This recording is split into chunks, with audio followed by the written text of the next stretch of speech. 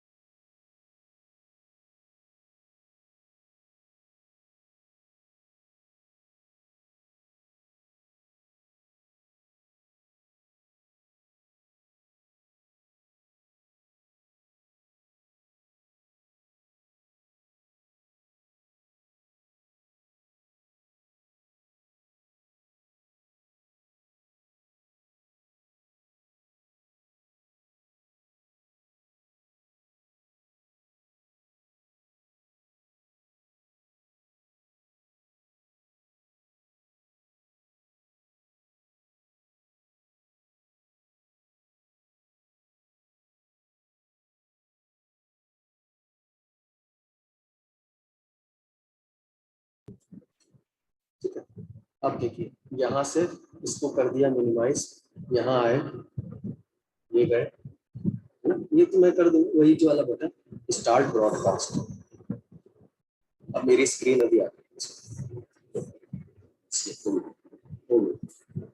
हो गया अपना सारा। बस अभी दो पार्टिसिपेंट है, मैं और होस्ट। अब बच्चे कह रहे थे कभी कभी इसको म्यूट ऑल में कर देता हूँ, ठीक है, allow participants to unmute themselves, है ना, मगर कल मेरे को कुछ करना नहीं पड़ा, वरना मैंने क्या किया था उसे, मैं यहाँ से गया, टाइम है अभी 9:57 में, यहाँ से गया था मैं जूम के उस पर, इसके ऐप पे, और यहाँ म्यूट ऑल कर दिया था मैंने, तो यहाँ पे उसने होस्ट को कर दिया, फिर मैंने उसको कर दिया, मगर कल हुआ नहीं कुछ ऐसा, है ना, हाँ, है ना, इसीलिए वो करा होगा ना, सभी लोगों ने कंप्लेंट करी थी। अब अच्छा ये कर दिया मैंने नीचे, और यहाँ गए चैट, अब ये चैट सही करके दे,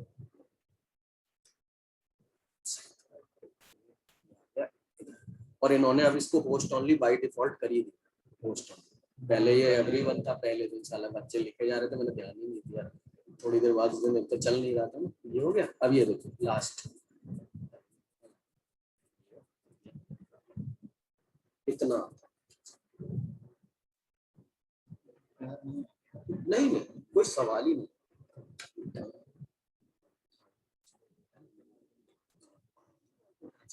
चीजें ठीक है, इजी है। हाँ वो वाला ना, वो तो सबका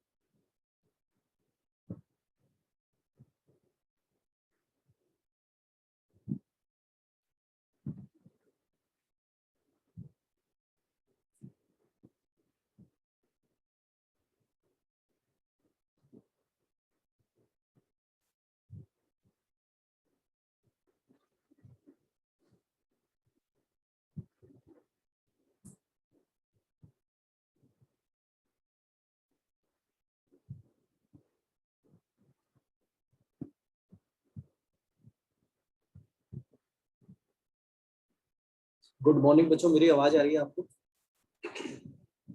गुड मॉर्निंग, क्या मेरी आवाज आ रही है बेटा आपको? ओके बेटा, ओके। अच्छा, कई सारे लोगों को मैंने कल बोला भी था बेटा, एक बार एक्चुअली मैं लीव पे चल रहा था, तो आप लोगों ने क्या फिजिक्स और केमिस्ट्री के सर से कंफर्म नहीं किया टेस्ट का? कई लोग टेस्ट के बारे में बात कर रहे हैं, क्या किसी ने बेटा कंफर्म किया सर लोगों से? वरना मैं आपको फिर कल की क्लास में बता दूंगा। सुजीत कह रहा है 30th को है, कंफर्म है बेटा सुजीत? प्रिया और सुजीत कह रहा है हाँ यस सर, फिजिक्स वाले सर बोल रहे हैं, बिल्कुल बेटा एकदम। बाकी सभी लोग को भी भाई 30th की डेट उन्होंने सर ने कंफर्म कर दी है, मैंने आप लोगों को कल कहा भी था, ठीक है भाई 30th को है। ठीक है बच्चों, कंफर्म डेट है, फिजिक्स वाले सर ने आप लोगों को बता दिया है, अगर तो अच्छी बात है, बिल्कुल बिल्कुल ठीक है बेटा, 30th मई को है ना, ठीक। ओके ठीक, मगर मैं एक बार कंफर्म कर लूंगा, बिल्कुल जो बच्चे कह रहे हैं एकदम मैं कंफर्म कर लूंगा और आपको कल जरूर से बता दूंगा, ठीक है। चलो खैर, अब सबसे पहली चीज यहाँ पर, अच्छा मैथ्स में आप लोग पूछ रहे कहाँ तक बेटा? वैसे जहाँ जनरली ये होता है कि टॉपिक टिल डेट होता है, कि डॉट टिल डेट होता है, जहां तक मैं करा दूंगा उस जगह तक की चीज आपसे पूछी जा सकती है।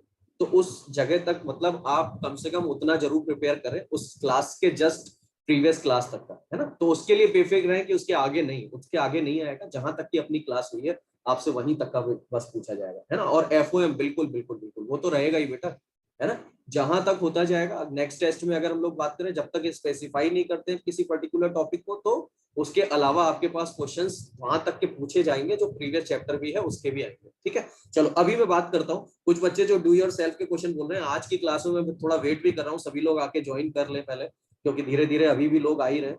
आज जितने भी क्वेश्चंस हैं बड़े ध्यान से चैट करने के साथ में, चैट करने को रोककर स्क्रीन पर होने वाली एक्टिविटी को बहुत ध्यान से सुने और अपनी कॉपी पर साथ के साथ नोट कर लें। आज स्टार्टिंग से फर्स्ट क्वेश्चन से बहुत इंपॉर्टेंस रखेगा आपके लिए, और डू योरसेल्फ 8 के जो क्वेश्चंस हैं वो भी अपन आज उठाएंगे उसमें, क्योंकि आपके पास बहुत सारे क्वेश्चंस ऐसे हैं जो बहुत जरूरी है और बहुत ध्यान से आपको सुनने और समझने, ठीक है। तो अपन लोग बात करते हैं वन बाय वन, अब हम लोग शुरू करते हैं। तो जरा यहाँ पर ध्यान से देखें, मैंने एक क्वेश्चन ओवन का जिसपे होमवर्क लिखा है, आप समझ जाना कि ऑलरेडी हम लोग दे चुके हैं।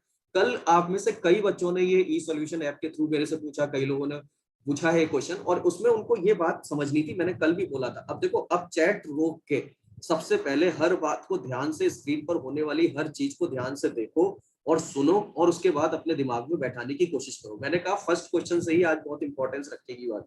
16 नंबर के इस क्वेश्चन में कई बच्चों ने ये पूछा कि सर ये पीएक्स दिया हुआ है, एज्यूम करना था both positive and negative value. मैं आपको कल बता के गया था, both positive and negative value then the complete set of values of P. तो बहुत सारे बच्चों का मेरे पास क्वेश्चन आया कि सर यहाँ डी ग्रेटर देन जीरो क्यों लगाया? तो मैंने आपको कल कहा था, यहाँ पे मैं एक बार इसको एक बार प्लॉट करके आपको दिखाता हूँ। ये जो क्वाड्रेटिक है उसमें लीडिंग कोफिशिएंट पॉजिटिव है, यानी कि ये अपवर्ड पैराबोला है, और अपवर्ड पैराबोला है, और साथ में आपसे कह रहा है कि ये जो पैराबोला है ये पॉजिटिव और नेगेटिव वैल्यू, ये जो क्वाड्रेटिक है ये पॉजिटिव वैल्यू भी रखती है और नेगेटिव वैल्यू भी रखती है। तो इसका मतलब कंफर्म है ये पैराबोला अबव एक्स एक्सिस भी मिलेगा मेरे को और बिलो एक्स एक्सिस भी। ये बात हर किसी को क्या अभी समझ में आई कि ऊपर पॉजिटिव है और नीचे नेगेटिव? तो कोई भी अपवर्ड पैराबोला पॉजिटिव और नेगेटिव दोनों इसी सिचुएशन में दे पाएगा, और इसी अगर सिचुएशन में देगा तो अल्फा और बीटा 100% उसके दो रियल और डिस्टिंक्ट रूट होंगे, और दो रियल और डिस्टिंक्ट रूट होंगे, इसलिए अपन लोगों ने इस क्वेश्चन में D greater than zero apply किया है। असल में होता क्या है, डी ग्रेटर देन जीरो और डी लेस देन जीरो में बहुत सारे बच्चे कई सारे क्वेश्चनों में कई बार कंफ्यूज होते रहते हैं, सर कभी डी ग्रेटर देन जीरो लगाना है कभी लेस देन। तो कॉन्सेप्ट है ना, आपको ये बात ध्यान देनी होगी कि क्यों लगा रहे हैं। अगर आपने ये समझ लिया तो फिर ऐसे कितने भी क्वेश्चन मिलते चले जाएं, आप आराम से उन्हें टैकल कर लेंगे। तो क्या ये वाली बात आपको क्लियर है? बिल्कुल, अब युवराज ने लिखा बिल्कुल, अभिषेक ने लिख दिया एकदम सर, अब समझ गए ये बात। तो डी ग्रेटर देन जीरो का पर्पस ये था। अब इसका जो नेक्स्ट क्वेश्चन है उसको बहुत ध्यान से देखना, इसको देखो जरा। अब मैं तुमसे एक क्वेश्चन पूछ रहा हूं कि इस क्वेश्चन को पढ़ के, अब बच्चों की टेंडेंसी क्या होती है कि find set of values of P, question पढ़ना शुरू किया फॉर विच, और एक क्वाड्रेटिक एक्सप्रेशन दिखाई दे रहा है सर, और वो quadratic expression less than zero है। तो अपन की टेंडेंसी क्या है सर, कल लेस देन जीरो पे पढ़ाया था आपने sir D less than zero, आगे सेंटेंस नहीं पढ़ा उन्होंने। और यही क्वेश्चन में आपको ध्यान देना होता है, जब पेपर होता है तो वो क्वेश्चन में ट्विस्ट करता है, और आपने अगर उस ट्विस्ट को नहीं पकड़ा तो यहाँ पे क्वेश्चन आपका गलत हो जाएगा, यहाँ पर क्वेश्चन आपका गलत हो जाएगा। जल्दी से मुझे अपनी उस पे चैट में बताएं, बहुत सारे बच्चे डी ग्रेटर देन जीरो अभी भी चैट बॉक्स में लिख रहे हैं।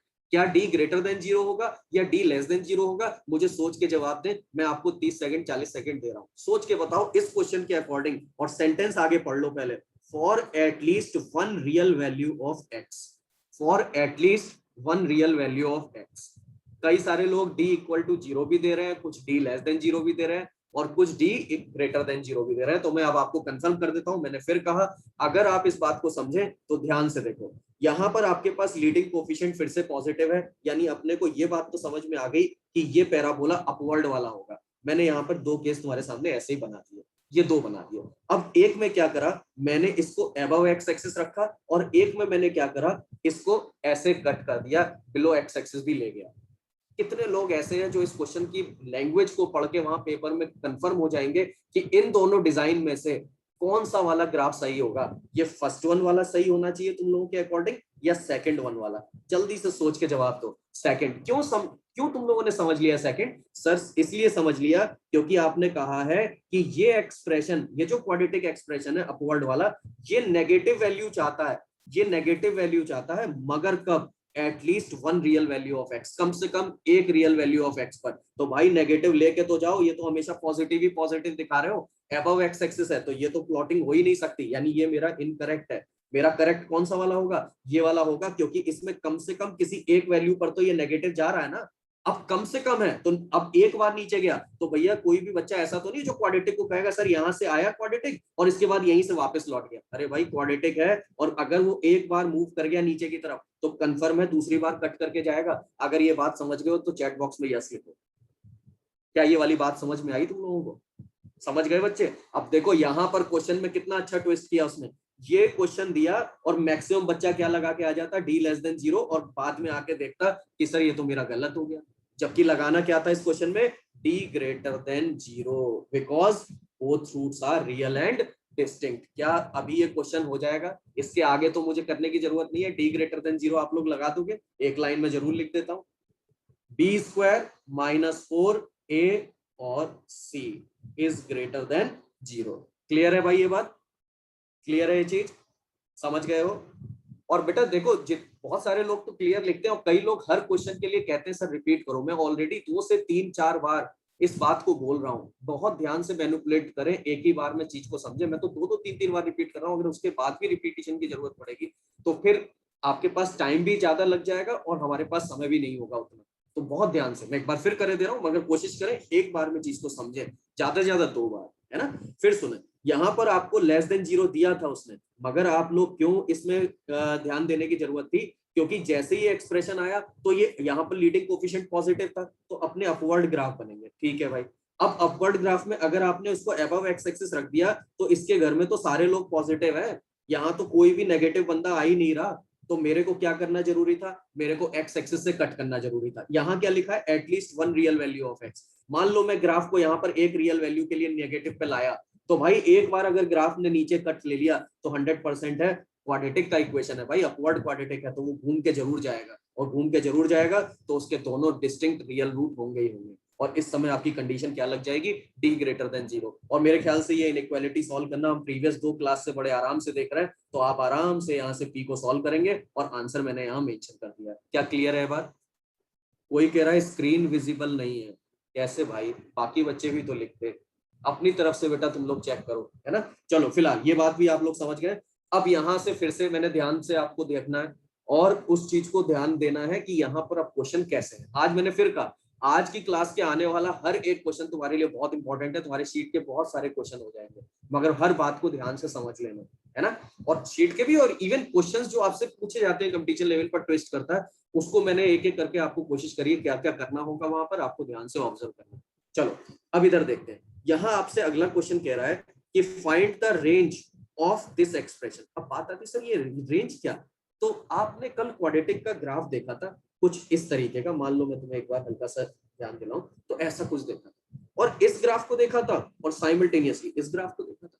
तो आपको सबको मालूम है ना कि सर रेंज का मतलब अपन लोग ये समझते हैं कि एक्स के जो इनपुट्स आप उसमें रख रहे हो, एक्सेप्टेबल इनपुट्स, उनके करस्पॉन्डिंग जो भी आउटपुट आ रहे हैं वो आउटपुट अपन के रेंज कहलाते हैं। वो आउटपुट अपन के क्या कहलाते हैं? रेंज कहलाते हैं। यानी एक्स की यहाँ पर हर कोई रियल वैल्यू एक्सेप्टेड है, और उसको मैं जैसे जैसे पुट करूंगा उसके करस्पॉन्डिंग जो पॉसिबल आउटपुट्स आएंगे वो मेरे रेंज को हो जाएंगे, वही मेरी रेंज होती है। अब वो रेंज का अब इतने सारे आउटपुट्स आएंगे तो उसको अपन कैसे लिखेंगे, इंटरवल फॉर्म में।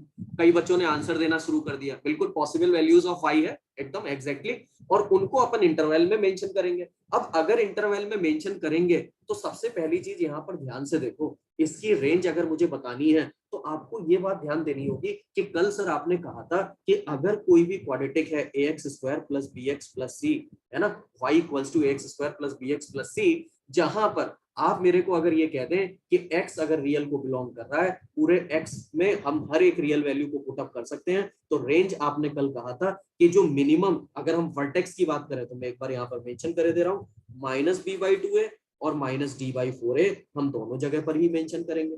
अब मैं तुम सभी से पूछ लूं, जल्दी से मुझे जवाब देना, क्या तुम सबको ये बात समझ आ रही है? अगर अपवर्ड का केस रहा होगा तो जो अपन की रेंज होगी उसकी मिनिमम वैल्यू कहां से शुरू हो रही होगी, -d/4a से, हाँ या ना, -d/4a से, और कहां जा रहा है, ऊपर की तरफ, और ऊपर कब तक जा रहा है, अप टू इंफिनिटी। तो इस केस में आप सबको दिखाई दे रहा होगा अपवर्ड का केस है तो रेंज अपन की होगी क्लोज्ड -d/4a से इंफिनिटी। और अगर डाउनवर्ड का केस होता, अगर ये केस अपवर्ड की जगह, अब मैं आपके सामने लिख रहा हूं, ये केस डाउनवर्ड का होता, किसका होता बेटा, डाउनवर्ड का होता, जल्दी से मुझे जवाब दें, क्या आंसर हो जाता? क्योंकि ये आउटपुट आज मैक्सिमम -d/4a दे रहा है, तो आज रेंज लिखते समय, और नीचे कहां जा रहा है, नीचे -इंफिनिटी की तरफ जा रहा है, तो मैं रेंज लिखूंगा -इंफिनिटी से -d/4a क्लोज्ड इंटरवल।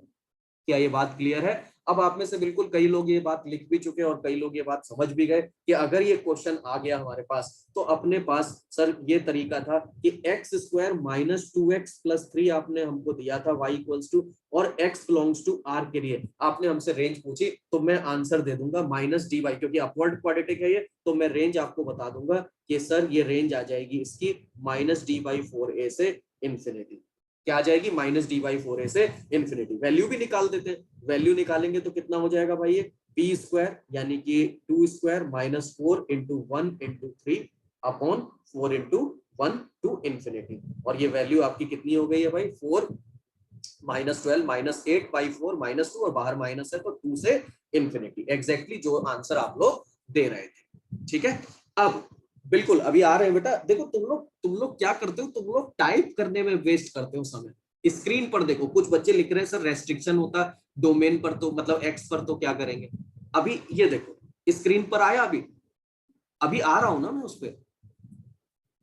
चैट करने से पहले इससे बेटर है बात को ध्यान से सुनो और साथ में नोट कर लो। अभी पहुंच रहे हैं एक एक स्टेप पे, स्टेप बाय स्टेप चल रहे हैं। अभी x बिलोंग्स टू r पर बात हो रही है, तो पहले सुनो, तो अभी मैं उसमें भी अल्टरनेटिव बता रहा हूँ। तुमने तो ये कर दिया -d/4a से इंफिनिटी, सही है, बढ़िया है। यहाँ डाल देता हूं मैं तुम लोगों के लिए मेथड 1। एक बच्चा बोला सर मुझे फॉर्मूला नहीं याद था, मुझको फॉर्मूला नहीं याद था, क्या मैं कुछ और कर सकता हूँ? बिल्कुल कर सकते हैं। उस बच्चे ने क्या करा, -d/4a से इंफिनिटी अगर वो नहीं जानता था तो उसने सबसे पहला काम क्या करा कि उसने कहा सर मुझे कंप्लीट स्क्वायर आता है, फंडामेंटल ऑफ मैथ मैंने सीखा था, तो उसमें मैंने ये चीज सीखी हुई है। तो मैंने कहा क्या करोगे भाई वहां पे, तो उसने कहा कि मैं इस एक्सप्रेशन को सर x-1 का होल स्क्वायर, अरे भाई इसका अगर मैं कंप्लीट स्क्वायर बनाऊंगा तो x-1 का होल स्क्वायर करूंगा, और +1 आ रहा है तो -1 और +3, तो क्या भी एक्सप्रेशन x-1 का होल स्क्वायर +2 बन जाएगा। आपके सामने है स्क्रीन पर, क्या ये बात सही है? क्या ये वाला बात सही है बेटा? समझ आती है बात आपको? तो मैंने इसको ऐसे लिख दिया, ये वो बच्चा है जिसको -d/4a to up to infinity कोई जानकारी नहीं थी, नहीं ध्यान आ रहा था उसको, मगर उसने इसको ऐसे कर दिया, बोला सर मैंने फंडामेंटल ऑफ मैथ में सीखा है कोई भी स्क्वायर क्वांटिटी जो होती है वो हमेशा नॉन नेगेटिव होती है एक्स की रियल वैल्यूज के लिए। तो यहाँ पर आप ध्यान से देख लो, अगर ये > 0 होती है और उसमें 2 और ऐड करोगे तो क्या ये जो आंसर मैं लिखने जा रहा हूँ, क्या ये अभी भी y > 2 नहीं आ गया? क्या एग्री करते हो इस बात से? तो देख लो पिछला आंसर भी मेथड 1 से भी अपन ने 2 से इंफिनिटी निकाल के दिखाया, और यहाँ पर भी मैंने किससे निकाल के दिखाया, 2 से लेकर इंफिनिटी तक। क्या ये बात समझ आती है बच्चों तुमको? तो अगर ये स्टेप भी समझ में आता है तो एक बच्चा बोला सर ये भी सही मेथड है, हम ऐसे भी कर सकते हैं, क्वाड्रेटिक लेवल पर तो ऐसे बना सकते हैं। ठीक है, अब इसके बाद आपने अगर ध्यान से देखो तो अपन इसी क्वेश्चन को एक तीसरे मेथड से भी कर सकते हैं। मैं यहां पर आपको करके दिखाता हूं और ध्यान से समझ लें, हर चीज आपको आनी चाहिए। मेथड 3 अपन ने लिया। उस बच्चे ने क्या करा, उस बच्चे ने कहा कि भाई सर आपके पास एक्सप्रेशन जो है वो है y equals to x square minus 2x+3। मैंने कहा ठीक है, तुम क्या करोगे? भाई सर आपने कहा है कि x बिलोंग कर रहा है रियल को। मैंने कहा बिल्कुल। तो उस समय आप हमसे रेंज मांग रहे हो, तो क्या अपन x बिलोंग्स टू रियल पर जब बात करते हैं, चर्चा करते हैं, तो कोई भी क्वाड्रेटिक एक्सप्रेशन उस समय अपना d ग्रेटर इक्वल 0 देगा x की वैल्यू r के लिए? बोलो भाई, x की वैल्यू r के लिए क्या मैं ये बात बोल सकता हूं कि जो क्वाड्रेटिक x में बनेगी उस क्वाड्रेटिक का डिस्क्रिमिनेंट ग्रेटर इक्वल 0 होगा? तो आपने कहा बिल्कुल। तो क्या मैं इस एक्सप्रेशन को, अब देखना जरा अपने स्क्रीन पर, x square minus 2x+3 minus y is equals to 0 लिख सकता हूं? और जब x बिलोंग्स टू r है तो क्या इस क्वाड्रेटिक का डिस्क्रिमिनेंट ग्रेटर इक्वल 0 होगा? और ध्यान से देखना, एक्स स्क्वायर जो लीडिंग कोफिशिएंट है वो 1 है, x का कोफिशिएंट -2 है, और कांस्टेंट टर्म 3 माइनस वाई है। कांस्टेंट टर्म क्या है? 3 माइनस वाई। ये तीसरा मेथड है, आपको तीनों आने चाहिए समझ। तो अपन ने क्या करा, d ग्रेटर इक्वल 0 यहां पर अप्लाई कर दिया। तो B square minus 4ac is greater equal 0।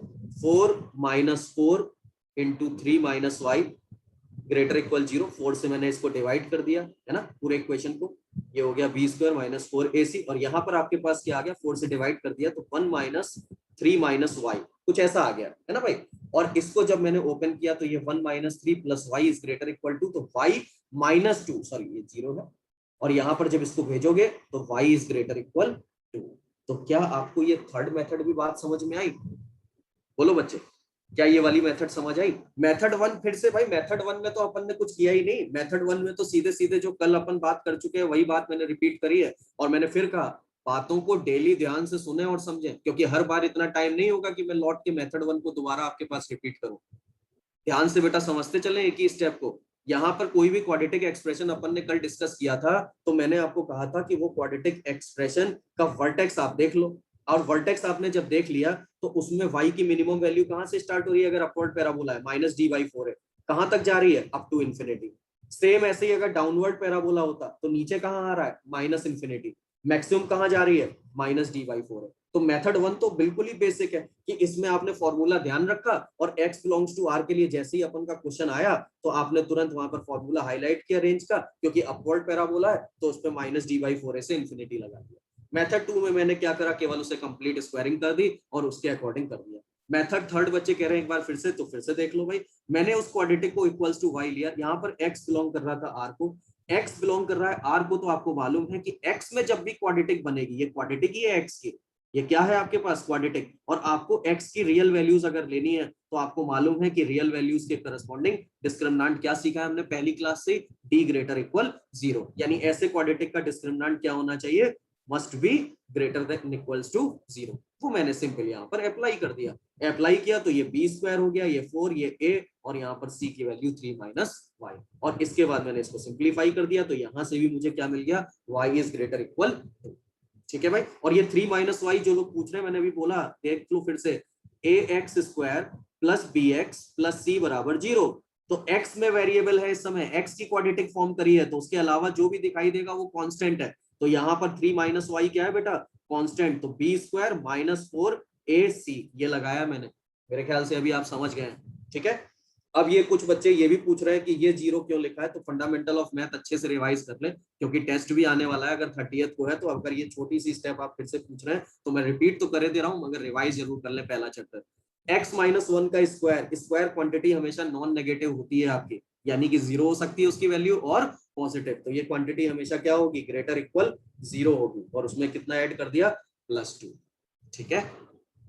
अब यहां पर जो काम अपन आज कर रहे हैं जो मेथड 3 में, ये आज अपन को एक आगे पढ़ के एक एक्सरसाइज में पूरा यूज भी करना है। मतलब ऐसा नहीं मेथड 3 आपको केवल बस देख लेना है, मेथड 3 का आज प्रॉपर यूज है पूरी एक एक्सरसाइज में डू योरसेल्फ की।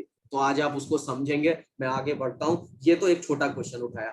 अब यहां पर आ जाओ, ध्यान से देखो, इस क्वेश्चन को समझने की कोशिश करते हैं।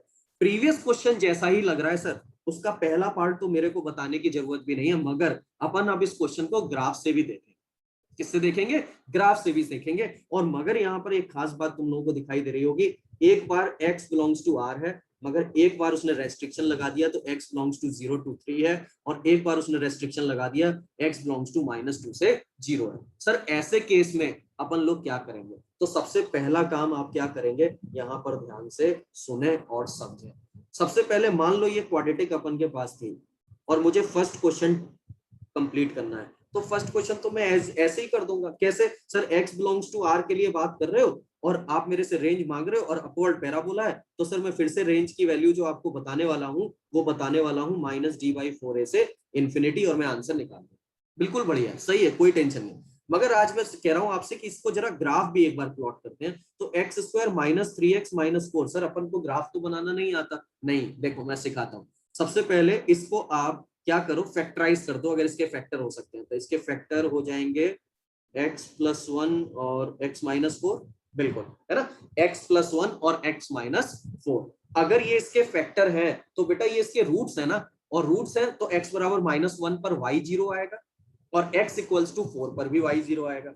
तो क्या मैं इस क्वाड्रेटिक को तुम्हारे सामने प्लॉट करूं तो मेरे को ये पक्की बात है कि एक बार ये -1 से तो पास करेगा ही करेगा और एक बार +4 से पास करेगा। क्या ये बात आपको समझ आती है बच्चों? कि एक बार ये -1,0 से पास करेगा और एक बार 4,0 से पास करेगा। क्यों? क्योंकि -1 इसका एक रूट है और एक बार +4 इसका एक रूट है। -1 भी इसका एक रूट है बेटा, और इसका एक रूट +4 भी है। अगर ये दोनों रूट है तो ग्राफ का यहां से जाना कंपलसरी है, और आपका ये कौन सा लीडिंग कोफिशिएंट है? पॉजिटिव, यानी अपवर्ड ग्राफ बनने वाला है। तो जरा मैं आपके सामने एक रफ स्केच बनाऊं तो ये ग्राफ कुछ ऐसा जा रहा होगा। ठीक है भाई, ये ग्राफ कुछ ऐसा जा रहा होगा, यानी कि कहां से मैंने इसको पास करा दिया भाई? मैंने पास करा दिया -1,0 से, जो कि उसका एक रूट था, और एक बार पास करा दिया 4,0 से। भाई 4 से क्यों कराया? क्योंकि x इक्वल्स टू 4 रूट है। -1 क्यों रखा? क्योंकि -1 इसका एक रूट है। और अपवर्ड सर आपको कैसे पता लगा? लीडिंग कोफिशिएंट पॉजिटिव है। तो ये अपवर्ड पैराबोला कुछ इस तरीके का अपन का फॉर्म हो जाएगा। अब अपन ने ये फॉर्म कर लिया। अब एक बच्चे ने कहा कि सर अगर मुझे इस क्वेश्चन में इसके अकॉर्डिंग ग्राफ बनाना होता तो मैं ग्राफ भी देख सकता था, मतलब बिल्कुल ठीक है। अब ये जो वर्टेक्स है, जैसे ये जो वर्टेक्स है, अगर जैसे बच्चे लिख रहे हैं कि सर अगर ये फैक्टराइज नहीं हुआ, बेटा फैक्टराइज नहीं हुआ तो अभी आगे आप धीरे धीरे करके हर बात को समझते चले जाएंगे, है ना। वेट करते चले, हर चीज को समझने की कोशिश करें कि कहाँ क्या हो रहा है, जहां जैसी जरूरत है उसके हिसाब से हम लोग आगे बढ़ेंगे। एक ही दिन में सारी बातें रखी नहीं जा सकती। वेट एंड वॉच, है ना, थोड़ा सा समय दें। बात समझ रहे हैं मेरी? तो वेट करें हर बात का। ये नहीं अब आपने एक चीज बताई सर इसका अगला, अरे आएगा ना अभी अगला, वेट तो करो। मैंने इसीलिए कहा चैट में लिखने से पहले बात को समझो, कहाँ क्या ये बता रहे हैं, अभी वो अपने आप आगे आता चला जाएगा। वेट करें, वेट, है ना। अब सबसे पहली चीज, अब जैसे ही अपन ने ये बना दिया तो आपके सामने एक छोटा सा क्वेश्चन आ रहा होगा कि सर वर्टेक्स अगर मैं लिख रहा होता, यानी कि ये कोऑर्डिनेट अगर मैं लिख रहा होता, तो क्या मैं इसका कोऑर्डिनेट लिख सकता हूं? तो मैंने कहा बिल्कुल लिख सकते हो भाई। कोऑर्डिनेट अपन ने कल क्या सीखा था? वर्टेक्स का कोऑर्डिनेट सीखा था -b/2 है और -d/4 है।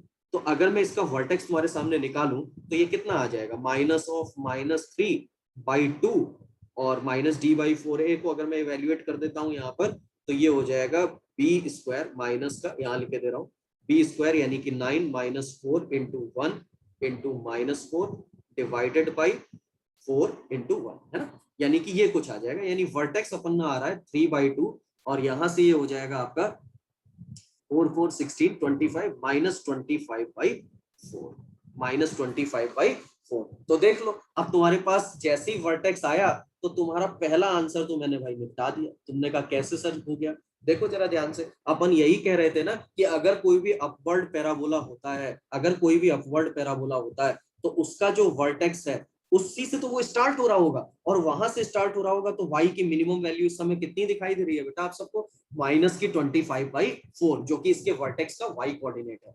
अगर ये वर्टेक्स का y कोऑर्डिनेट है तो 100% है। इस समय अपन का आंसर कितना हो जाएगा पहले क्वेश्चन का आंसर, यानी कि आंसर फर्स्ट का, जब x बिलोंग्स टू r है तो अपना y का आंसर आ गया है अपने पास -25/4 से लेकर अप टू इंफिनिटी। पहला काम अपना आराम से पूरा हुआ। अब पहला काम और ये ग्राफ बनाना सीख लिया तो इससे फायदा क्या भाई? फायदा क्यों बनाया सर आपने ग्राफ? अब जरा ध्यान से अगले क्वेश्चन पे बढ़ते हैं भाई। जो कुछ लोग अभी पहले लिख रहे थे रेस्ट्रिक्शन होगा तो क्या होगा, अब मेरी बात को ध्यान से सुनना। यहां पर जब दिया है x बिलोंग्स टू 0 से 3, क्लोज्ड इंटरवल 0 से 3, तो पूरी क्लास को ये भी बात समझ आ रही होगी सर 0 ये वाला पॉइंट है, ये है 0,0, ये वाला पॉइंट है सर 0, यानी कि अपन को यहां से देखना है। और 0 पर मैं यहाँ पर ग्राफ को ब्लैक कलर से कर रहा हूं, यानी कि ये वाली जगह से लेकर कहीं 3 तक, 3,0 यहां कहीं पड़ेगा, यानी कि यहां कहीं, यहां कहीं। यानी मुझे इतने ग्राफ में मिनिमा और मैक्सिमा देखना है, जिसको मैंने यहां पर ब्लैक कर दिया है, आपको अगर दिखाई दे रहा हो। यानी कि मुझे इतने ग्राफ में देखना है कि ये ग्राफ 0 से 3 में, बेटा आपको हाईलाइट दिखाई दे रहा होगा ब्लैक कलर से, ये मैं इसको हाईलाइटर से दिखाता हूँ, ये इतने लोकेशन में अब मुझे देखना है कि मिनिमम वैल्यू कितनी आएगी और मैक्सिमम वैल्यू कितनी आएगी। कई बच्चे क्या करते हैं, 0,3 आया, इसके एक्सट्रीम वैल्यू 0 को इसमें पुट कर देते हैं और 3 को इसमें पुट कर देते हैं और अपना एक ऑप्शन टिक कर देते हैं 4 ऑप्शन में से। गलत हो जाएगा भाई, पहले देख तो लो हुआ क्या। अब जो बच्चे इस ग्राफ को एनालाइज कर रहे होंगे वो समझ चुके हैं सर हाँ बिल्कुल गलत हो जाता। अगर मैं 0 और 3 के करस्पॉन्डिंग अपना मिनिमम और मैक्सिमम टिक करा था पेपर में, तो सर मिनिमम तो वर्टेक्स पर मिल रहा है इस समय। अब एक मुद्दे की बात अपनी कॉपी पे साइड में मेंशन कर लो, जो नोट्स बना रहे हो, कि 0 से 3 या जो भी कल पेपर में इंटरवल आएगा, सबसे पहले कॉपी पे वर्टेक्स का कोऑर्डिनेट, वर्टेक्स का लिख देता हूं मैं। ये बात अपने पास हमेशा दिमाग में रखना। क्या निकालना, वर्टेक्स का एक्स कोऑर्डिनेट, है ना, एक्स कोऑर्डिनेट, वर्टेक्स का एक्स कोऑर्डिनेट। और वर्टेक्स का एक्स कोऑर्डिनेट किससे मिलता है, -b/2a से मिलता है। सर अपन निकाल चुके हैं, मैंने कहा बिल्कुल निकाल चुके हैं। कितना आया था, 3/2। कितना आया था, 3/2। तो ये जो एक्स कोऑर्डिनेट अपना निकला है, ये कितना आया है, 3/2। अब देखो ये एक शॉर्ट छोटी सी बात है और इतने काम की है कि तुम्हारा क्वेश्चन गलत नहीं हो सकता। बहुत ध्यान से सुन लो, साइड में मेंशन कर लेना, जब आए हमेशा बस ये लगा देना, कभी गलती नहीं होगी।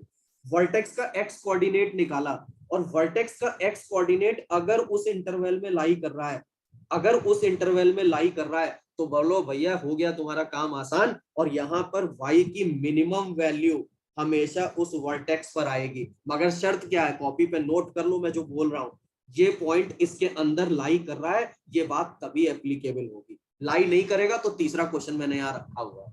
क्या मेरी बात समझ गए हो तो यस बोलो यहाँ पे चैट बॉक्स में, जल्दी से अब कर दो चैट, है ना, और फिर वेट करना। बिल्कुल बिल्कुल बिल्कुल ठीक है, बिल्कुल। फिर सुन लो भाई मुझे, मैं फिर ये रिपीट कर रहा हूं, मुझे अब की बार 0 से 3 इंटरवल में रेंज निकालनी थी। कितने में रेंज निकालनी थी, 0 से 3 में। अब देखो एक बार और, एक बार और का मतलब अब सुना तो बस कंफर्म हो जाना चाहिए, 0 से 3 के अंदर निकालनी थी। अब बच्चा सोच रहा है सर 0 से 3 में मैं या तो ग्राफ बनाऊं, वहां पेपर में कई बार इतना टाइम थोड़ी ना होता है अपन ग्राफ बना रहे हैं। ये तो मैंने तुम्हें समझाने के लिए बेटा बनाया, वहां जरूरत भी नहीं पड़ेगी मुझे बनाने की, मैं फटाफट सीधे निकालाऊंगा। कैसे निकालाऊंगा, ये तो मैंने तुम्हें दिखाने के लिए बनाया कि देख 0 से 3 में वर्टेक्स पर मिनिमम जा रहा है। मगर ये क्या पेपर में बनाने की जरूरत है, मेरे को अगर समय लग रहा है तो मैं, क्या जरूरत है, कॉम्प्लिकेटेड ग्राफ है तो बना रहा हूं, नहीं बनाऊंगा। मैं सीधे क्या करूंगा, वर्टेक्स का एक्स कोऑर्डिनेट निकालूंगा पेपर में। और ये बात अपनी कॉपी पे साइड में लिख लेना, ये कितना निकला, 3/2। और ये 3/2 इस इंटरवल के अंदर आ रहा है, अगर आ रहा है तो इसी लोकेशन पर हमेशा मिनिमम मिलेगा। यहां साइड में लिखे दे रहा हूं, ऑलवेज, ऑलवेज क्या मिलेगा, मिनिमम वैल्यू। क्या मिलेगा, मिनिमम वैल्यू। अब y मिनिमम कितना हो जाएगा बेटा, y मिनिमम यानी x की वैल्यू को इसमें पुटअप कर दें तो y मिनिमम मेरे पास हो जाएगा, मैं यहां लिख देता हूं, 3/2 का स्क्वायर -3 इंटू 3/2 -4। और ऑलरेडी अपन निकाल चुके हैं ये वैल्यू, कितनी आई थी, -25/4। बस मैं स्टेप पूरा करने के लिए इस बात को लिख दिया हूं, अदरवाइज आपको पता है यहाँ पर मिनिमम वैल्यू 3/2 पर कितनी आई है, -25/4। अब तुम्हारे दिमाग में मुझे पता है क्या चल रहा है, तुम सबके दिमाग में चल रहा है सर मैक्सिमम के लिए बताओ क्या करेंगे। मिनिमम तो समझ गए, अगर वर्टेक्स का एक्स कोऑर्डिनेट इसके अंदर लाई कर गया तो अपना काम खत्म, बढ़िया। सर मैक्सिमम के लिए क्या करेंगे, अब कोई टेंशन नहीं है भाई, इधर देखना जरा बोर्ड पर। अगर मैं y की मैक्स वैल्यू निकालना चाहता हूं तो बस अब दो लोग रह गए, कौन कौन, एक रह गया है आपका 0 और एक रह गया है आपका क्लोज्ड इंटरवल में 3। एक रह गया है 0 और एक रह गया है 3। इन दोनों एक्सट्रीम पोजीशन को इस एक्सप्रेशन में बारी बारी से पुट कर देना। जैसे मैं यहां रख देता हूं, ये था y is equals to x² - 3x - 4, और अपना इंटरवल था x का 0 से 3। तो y मिनिमम तो अपन ने निकाल ही दी है, वो मैं एक बार यहाँ लिख देता हूं। अब मैं तुमसे क्या कह रहा हूं कि ये तो मिल गया मुझे वर्टेक्स पर, क्यों मिल गया, मैं साइड में ये सारी बातें लिख दिया हूं। x इक्वल्स टू 3/2, क्योंकि उसके अंदर आ रहा था, इंटरवल के अंदर आ रहा था। अब तुम निकाल देना वहां पेपर में y की वैल्यू 0 पर क्या होगी जब x 0 हो जाए। तो बेटा y की वैल्यू 0 पर क्या होगी जब x 0 हो गया है, तो ये वैल्यू हो जाएगी 0 - 0 - 4, यानी कि कितनी आ गई, -4। और आप अगली बार ये वैल्यू निकाल देना 3 पर। किस पर निकाल देना, 3 पर, मतलब जो एक्सट्रीम पॉइंट उसके दिए हुए हैं उन पर निकाल देना। और 3 पर निकालोगे तो ये हो गया 9 -9 -4, यानी कि कितना आ गया, -4। ये दोनों वैल्यू बराबर आ गई है। कुछ बच्चे सोच रहे होंगे सर अगर वहां पे सेम नहीं आई तब मैं क्या करूंगा। अरे कुछ नहीं, तब भी तुम कर लोगे। उन दोनों में से जो बड़ी वैल्यू होगी उसको ऑप्ट कर लेना। मान लो एक आंसर -4 आ रहा होता और एक आ रहा होता +4, तो मैक्सिमम किसको बताओगे, +4 ना। क्या ये बात समझ रहे हो, किसको बताओगे तब उसको, +4। अब ये एक्सट्रीम पॉइंट अपन ने क्यों रखे, जैसे ये क्या नाम है बेटा, जयेश क्या जिगमेट है ना, ये कैसे कर रहे हो, ये ध्यान से देख लो बेटा, ये देखना जरा, इसीलिए मैंने ग्राफ भी साइड में बना दिया है। 0 पर और 3 पर अपन को चेक करना है कौन सी वैल्यू आ रही है। तो 0 और 3 की ये लोकेशन, मैंने तो डायग्राम ऐसे बनाया है, ये दोनों पॉइंट आपके किस पॉइंट पर आ रहे हैं, 4 पॉइंट पर आ रहे हैं। तो इस समय इस पूरे ग्राफ में ध्यान से देखो, मैक्सिमम कहां मिल रहा है, 4 के ऊपर मैक्सिमम कहां मिल रहा है, मतलब वैल्यू कितनी मिल रही है, 4, और मिनिमम कितनी मिल रही थी, -25/4, -25/4। तो मैंने आपसे क्या कहा कि इस बात को लॉजिकली फिर समझ लो, मैं फिर रिपीट कर दे रहा हूं, कई सारे बच्चों को हो सकता है ये बात में फिर से दिक्कत हो, कि मैंने क्या करा, सबसे पहले मेरे को जो भी वहां पर इंटरवल दिया हो, जो भी मेरे को वहां पर पेपर में इंटरवल दिया हो, मैंने पहला स्टेप क्या बोला, मैंने पहला स्टेप ये बोला कि वहां पे वर्टेक्स का एक्स कोऑर्डिनेट निकाल देना। भाई अब तो ये रिपीट शायद तीसरी चौथी बार बोल रहा हूँ। एक्स कोऑर्डिनेट मैंने निकाला, वो एक्स कोऑर्डिनेट इस इंटरवल के अंदर आ रहा है, तो मैंने तुम्हें दिखा भी दिया डायग्राम बना के कि हाँ सर यहीं पर ये मिनिमम आ जाएगा।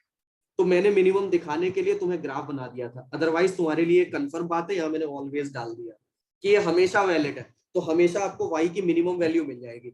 अब अपन क्या निकालना चाह रहे थे, y का मैक्स, तो मैंने अगले पेज पर आपके सामने क्या कहा कि जो इस इंटरवल की एक्सट्रीम लोकेशन है 0 और 3, उनको बारी बारी उस फंक्शन में पुट अप कर देना। एक बार x की वैल्यू 0 डाल दी तो y की वैल्यू क्या आई, -4।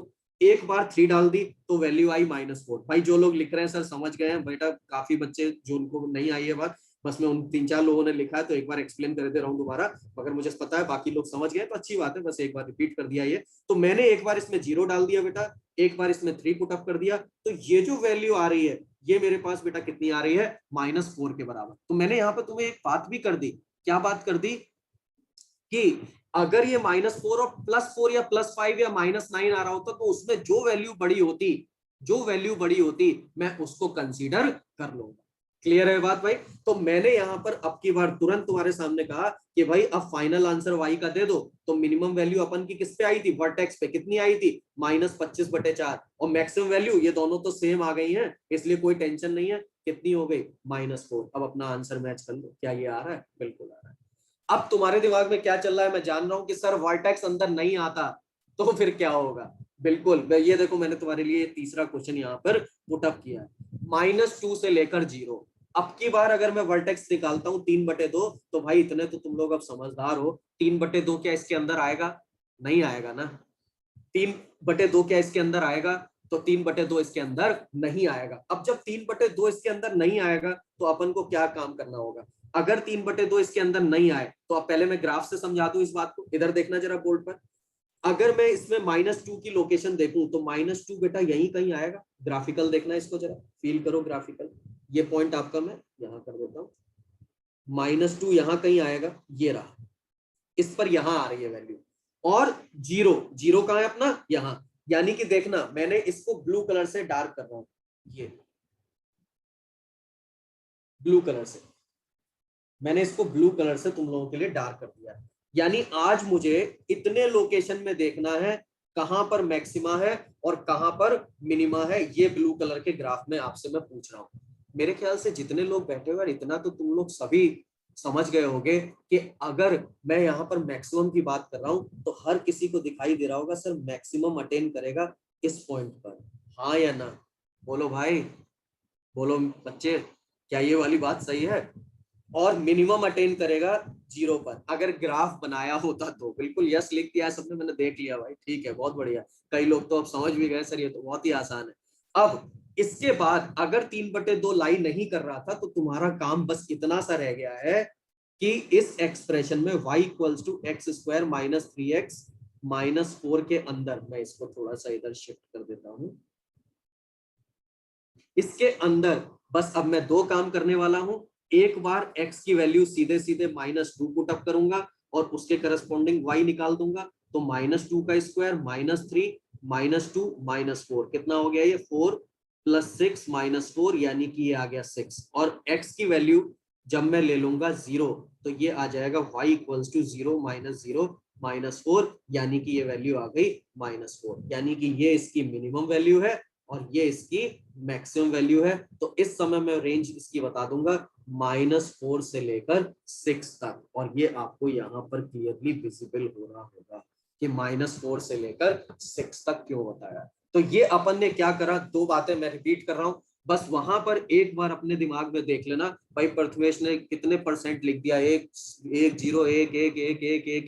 क्लियर, गुड, बहुत ही ठीक है। इजी वाली बात को बस बेटा सबसे पहले अपने दिमाग में इतना समझ लें, सिर्फ एक छोटी सी स्टेप अपने मन में बैठाएं कि जब भी इंटरवल दिया होगा, लास्ट बार रिपीट कर रहा हूं, सबसे पहले वर्टेक्स का एक्स कोऑर्डिनेट निकालना। ये तुम्हारे लिए भैया सबसे आसान बात है, वर्टेक्स का एक्स कोऑर्डिनेट निकालना और उसको देखना इंटरवल में लाई कर रहा है अगर तो वहां पर मिनिमम मिल जाएगा, और जो एक्सट्रीम पोजीशंस है उनको पुट करके जहां मैक्सिमम वैल्यू मिले, बड़ी वैल्यू मिले, उसको मैक्सिमम कर देना। जब इंटरवल में लाई ना कर रहा हो वो आपका वर्टेक्स का एक्स कोऑर्डिनेट जैसे -2 और 0 पे हुआ, तो सीधे -2 और 0 पे वैल्यू निकालना, उसमें जो छोटी है वो मिनिमम हो जाएगी और जो वो बड़ी है वो आपकी मैक्सिमम हो जाएगी। इतनी बात आपको यहाँ पर ध्यान रखनी है। अब ये वाली बात एक और बच्चा तुम्हारे दिमाग में क्या आनी चाहिए थी, मैं आपको बताता हूँ। सर अगर यहाँ पर डाउनवर्ड पैराबोला होता, अब मेरा क्वेश्चन है, अब चैट बॉक्स में लिखो जो मैं पूछ रहा हूँ, अब मुझे बताओ अगर यहाँ पर डाउनवर्ड पैराबोला दिया होता तो वर्टेक्स के एक्स कोऑर्डिनेट पर क्या आता, जल्दी से चैट बॉक्स में। मैक्सिमम, सैयद ने लिख दिया, बहुत बढ़िया बहुत बढ़िया, अरे वाह पूरा भर दिया तुम लोगों ने, मैक्सिमम, एकदम ठीक है, एकदम ठीक है। क्या मेरी बात समझ गए? अगर डाउनवर्ड पैराबोला होता और वर्टेक्स का एक्स कोऑर्डिनेट उसके अंदर सेटिस्फाई कराते तो मेरे बच्चों उसके अंदर आपको कौन सी वैल्यू अकर करती, मैक्सिमम अकर करती। अब ये नहीं वहां भी मिनिमम चिपका है, सर आपने मिनिमम पढ़ाया था, अब इतना ध्यान रखना, इतना मैं होप करता हूं कि तुम लोग खुद समझते हुए बात है। तो वहां पर क्या निकल जाएगा, मैक्सिमम निकल जाएगा, और बाकी पॉइंट्स पर क्या निकल जाएगा, जहां छोटा मिलेगा वो मिनिमम निकल जाएगा। तो ये हुई भाई ये वाली बात। अब इसके आगे हम लोग बढ़ते हैं, एक और बहुत अच्छा, मैंने आज फिर कहा, आज जितने क्वेश्चन मैं तुम्हें समझा रहा हूं, हर क्वेश्चन की इतनी इंपॉर्टेंस तुम्हें एक्सरसाइज और डू योरसेल्फ वगैरह में दिखाई देगी कि हर एक जगह पर तुम्हारी बातें बन जाएंगी, कोई क्वेश्चन लगा के देखना, ठीक है। मगर इसमें सबसे पहली चीज ये बात ध्यान रखना, ये सचिन भाई कह रहा है इस क्वेश्चन में अपवर्ड बोला ही नहीं। अरे भाई सचिन तुम कैसे, मैं तुम लोगों को इतनी बार रिपीट करता हूँ, कैसे सचिन, ये देखो जरा ध्यान से, ऐसी बात तुम लोग लिख देते हो चैट बॉक्स में कि सर अपवर्ड तो बोला ही नहीं था। अरे भाई Sachin, a equals to 1 leading coefficient positive upward parabola. अब कम से कम ये तो पहले दिन से सर ने तुम्हें बताना शुरू किया होगा, अब मेरे को भी लिखते लिखते 4 क्लास हो गई। बात समझ गए सचिन? तो यहाँ पर कौन सा पैराबोला था, अपवर्ड। अरे यही आगे नेगेटिव होता तो नेगेटिव हो जाता, ठीक है। चलो अब इधर देखो ध्यान से, अब मैं जिस क्वेश्चन पर आ गया हूं वो भी एक बहुत इंपॉर्टेंट क्वेश्चन है, और इस क्वेश्चन में आपको फिर से बात को ध्यान से समझना है। यहां पर आपसे कह रहा था कि ax², अब भाई देखो हर बार कोशिश करें कि कम से कम एक बार में चीज को समझे, है ना, क्योंकि हर क्वेश्चन का 2 बार रिपीट करने पर अपना सिलेबस भी कैसे पूरा होगा, है ना। इसलिए ध्यान से, बहुत ध्यान से अटेंटिव होकर सुने। देखो अब इधर यहाँ पर मैंने एक क्वाड्रेटिक एक्सप्रेशन लिखा, इस क्वाड्रेटिक एक्सप्रेशन से कह रहा है कि ये रियल रूट नहीं रखता। अब ये क्वेश्चन में यहाँ पे पहले इंपॉर्टेंट डाले दे रहा हूँ, इसके बेसिस पर 2-3 क्वेश्चन तुम्हें मिल जाएंगे, डू योर सेल्फ और एक्सरसाइज मिला के, कम से कम मैं बोल रहा हूँ, तो बहुत जरूरी है। और जेई का पैटर्न है, पूछा हुआ क्वेश्चन है इस पैटर्न का, तो वो काम भी आएगा। ये एक क्वाड्रेटिक दिया है और कह रहा है इसके रियल रूट नहीं रखता है। बेटा रियल रूट नहीं रखता तो यहाँ से मैं एक बात तो समझ गया कि d<0 हो रहा है, और d<0 हो रहा है तो मेरे दिमाग में तुरंत 2 ही स्ट्रक्चर आते हैं क्वाड्रेटिक के, या तो above x axis for upward parabola, या फिर डाउनवर्ड मतलब below x axis downward parabola.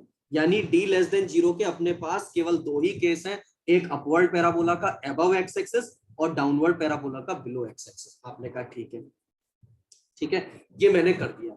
अब जैसे ही ये कर दिया तो बिल्कुल आप में से कुछ बच्चों ने क्वेश्चन लग रहा है कर लिया है, अच्छी बात है भाई। a - b + c इस क्वेश्चन में एक कंडीशन दे देगा वो तुमको, ए माइनस बी प्लस सी, यहाँ पर एक कंडीशन दे दी, जरूरी नहीं यही देगा, अब याद मत कर लेना।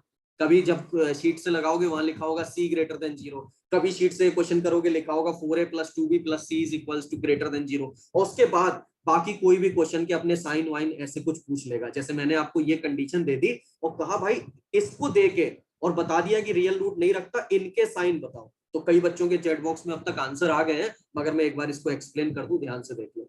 ये जो a माइनस बी प्लस सी लिखा है, या फिर आपके सामने ये जो c लिखा है, ये a प्लस बी प्लस सी लिखा है, ध्यान से देखो किसी भी क्वाड्रेटिक में ये बात समझ लो सभी, ax square plus bx plus c है और मैं x की वैल्यू 0 डालता हूं, मैंने कल भी बताया था, तो उस समय y इक्वल्स टू क्या मिलता है, c मिलता है। अगर मैं x की जगह पे 1 रखता हूं तो देख लो आज से क्या मिल रहा है, y equals to a plus B plus C मिल रहा है, यानी कि उस समय क्या आता है, y equals to a plus B plus C आ रहा है।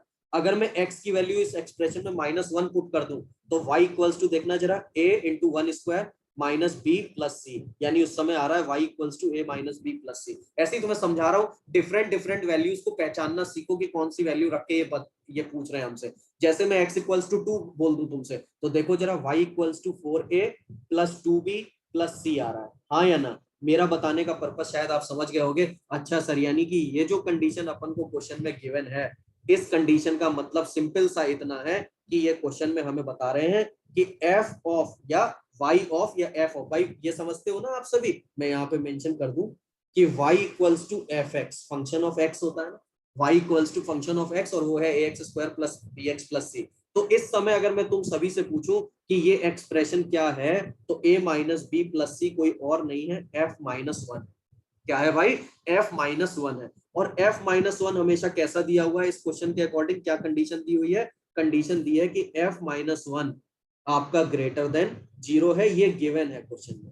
अब वो आपसे क्या डिमांड कर रहा है, जरा अपने क्वेश्चंस पर देख लो, मैंने 4-4 क्वेश्चन लिखे हुए हैं, फटाफट से मुझे बताओ c कब मिलेगा, f0। c का मतलब क्या है, f0। a plus B plus C का मतलब क्या है, f1। 4a minus 2b plus C का मतलब क्या है, -2। अभी मैं लिख के दिखा रहा था भाई, बोलो 2 पर क्या मिल रहा था, 4a प्लस 2b प्लस सी, तो -2 पे क्या मिलेगा, 4a माइनस 2b प्लस सी। अब कोई जल्दी से मुझे फोर्थ वाला बताओ, फोर्थ वाले के लिए क्या मिलेगा, बिल्कुल अविरल, सही है सही है सही है सही है, देख लिया मैंने। ये कब मिलेगा, 1/2। अच्छा कोई ऐसा तो नहीं सोच रहा सर आप लोगों को कैसे पता लग रहा है ये 1/2 मिल रहा है, अरे भाई 1/2 का स्क्वायर 1/4, इतना तो कॉमन सेंस लगा लोगे। और यहाँ पर x की वैल्यू जो है वो ये देखो हाफ लिखी हुई है, b का जो कोफिशिएंट होता है बस वही देख लेता हूँ मैं बार बार। b का कोफिशिएंट यहाँ पर क्या था पहले वाले उसमें, b का कोफिशिएंट 0, यहाँ पे b का कोफिशिएंट 1, यहाँ पे b का कोफिशिएंट -2, यहाँ पे b का कोफिशिएंट हाफ, वही लिख देता हूँ बस। तो अब तुमने कहा सर आप इनके साइन चाह रहे हो और गिवन आपने केवल हमें ये किया, हम कैसे बता पाएंगे। अरे भाई बता नहीं पाओगे, तुमने बता दिया, कैसे बताया sir, f minus one greater than zero दिया है बेटा, -1 ग्रेटर देन जीरो, यानी 100% है, ग्राफ की दो ही एक कंडीशन पॉसिबल थी, या तो पॉजिटिव होगा या फिर हमेशा नेगेटिव होगा। तो इधर तो सारे के सारे लोग, मैं यहाँ लिख देता हूँ बड़ा बड़ा, हमेशा कैसे हैं, नेगेटिव, और इस ग्राफ में सारे लोग कैसे हैं, पॉजिटिव। तो क्या तुम सबसे मैं अगर पूछूं कि f -1 greater than zero first graph में लाई करेगा या सेकंड में, तो जल्दी से मुझे बताओ फर्स्ट वाला मैंने सही टिक किया है या नहीं। बिल्कुल बिल्कुल बिल्कुल बिल्कुल, क्योंकि इसके भाई इस वाले क्वाड्रेटिक में तो कभी कोई पॉजिटिव आएगा ही नहीं, इसके घर में तो कोई पॉजिटिव अलाउड है ही नहीं, सारे नेगेटिव वाले अलाउड हैं, और इसके घर में सारे पॉजिटिव वाले अलाउड हैं। तो यहाँ पर कंडीशन क्या दी है, पॉजिटिव वाली दी है, तो भैया हम इससे कहेंगे तुमको हमने रिजेक्ट कर दिया, क्योंकि तुम्हारे पास तो सारा नेगेटिव है, और इनको कहेंगे आपको एक्सेप्ट कर लिया क्योंकि आपके यहाँ पॉजिटिव है, और मैं f -1 को यहाँ पे ला सकता। और अगर f -1 इस वाले घर में गिरेगा, ये कंडीशन अगर इस वाले घर में गिरेगी, तो 100% भाई कंफर्म हो जाता है या नहीं कि ये सारे लोग भी कैसे हो जाएंगे, ऑल आर पॉजिटिव। क्यों, क्योंकि सारे ही लोग पहले वाले ग्राफ के अंदर ही गिर सकते हैं। क्या समझ में आती है बात, क्या समझ में आती है बात, क्योंकि सेकंड वाला तो रिजेक्ट कर दिया ना भाई, इस पर ध्यान देना। कंडीशन जो दी होगी पेपर में कल, अब ये रट मत लेना कि रोज सारे पॉजिटिव में ही गिरेंगे। अगर मैं f -1 को लेस देन जीरो कर देता तो 100% है सारे लोग किस वाले ग्राफ में गिरते, नेगेटिव वाले ग्राफ में गिरते, और पॉजिटिव वाला में रिजेक्ट कर देता। तो ये वाली बात भी आपको ध्यान देनी थी, इसलिए ये सारी की सारी कंडीशन अपन की कैसी हो जाएंगी, पॉजिटिव हो जाएंगी, क्योंकि सारे के सारे लोग केवल और केवल किस ग्राफ में अटैच होंगे, पॉजिटिव वाले ग्राफ में अटैच हो पाएंगे। और पेपर में देख लेना कौन सी कंडीशन पर ये बात कर रहा है, ठीक है भाई। थर्ड कैसे बेटा शुभम, थर्ड कैसे देखो ध्यान से, 4a माइनस 2b प्लस सी लिखा है, इसका मतलब x की जगह क्या डाला होगा -2, और मैंने कैसे बताया, कैसे देख लिया करो, b का जो भी कोफिशिएंट होता है साइड में लिख देना, कोफिशिएंट ऑफ b देख लेते हैं, तो वो कौन है f-2। ठीक है, नेगेटिव वाला रिजेक्ट क्यों हुआ, ये कंडीशन भाई मैंने फिर कहा कंडीशन कैसी दी थी, f-1 पॉजिटिव दिया है, और पॉजिटिव क्या इस नेगेटिव वाले ग्राफ में लाई कर सकता है, इसमें तो सारी वैल्यूज कैसी आएंगी, आउटपुट्स नेगेटिव आएंगे, और सारे आउटपुट अगर नेगेटिव आएंगे तो इसको एक्सेप्ट कैसे कर सकते हो, इसको रिजेक्ट करना पड़ेगा, एक्सेप्ट केवल कौन सा होगा, फर्स्ट वाला डायग्राम होगा। क्लियर है बात, चलो अब इसके जस्ट बाद बेटा अब यहां पर जरा ध्यान से समझे, फिर से मैं 10-15 मिनट कुछ बातें बता रहा हूं और एक एक करके इनको समझा जाए। यहां पर आपसे कह रहा है मैक्सिमम और मिनिमम वैल्यूज रैशनल फंक्शन की अपन को डिसाइड करना, ठीक है, क्या डिसाइड करना है, अपन को डिसाइड करनी है मैक्सिमम और मिनिमम वैल्यू रैशनल फंक्शन की। मैंने यहाँ पे कुछ कैटेगरी यहाँ पर डाल दी है, छोटे छोटे स्टेप में ब्रेक कर दिया है क्वेश्चन को।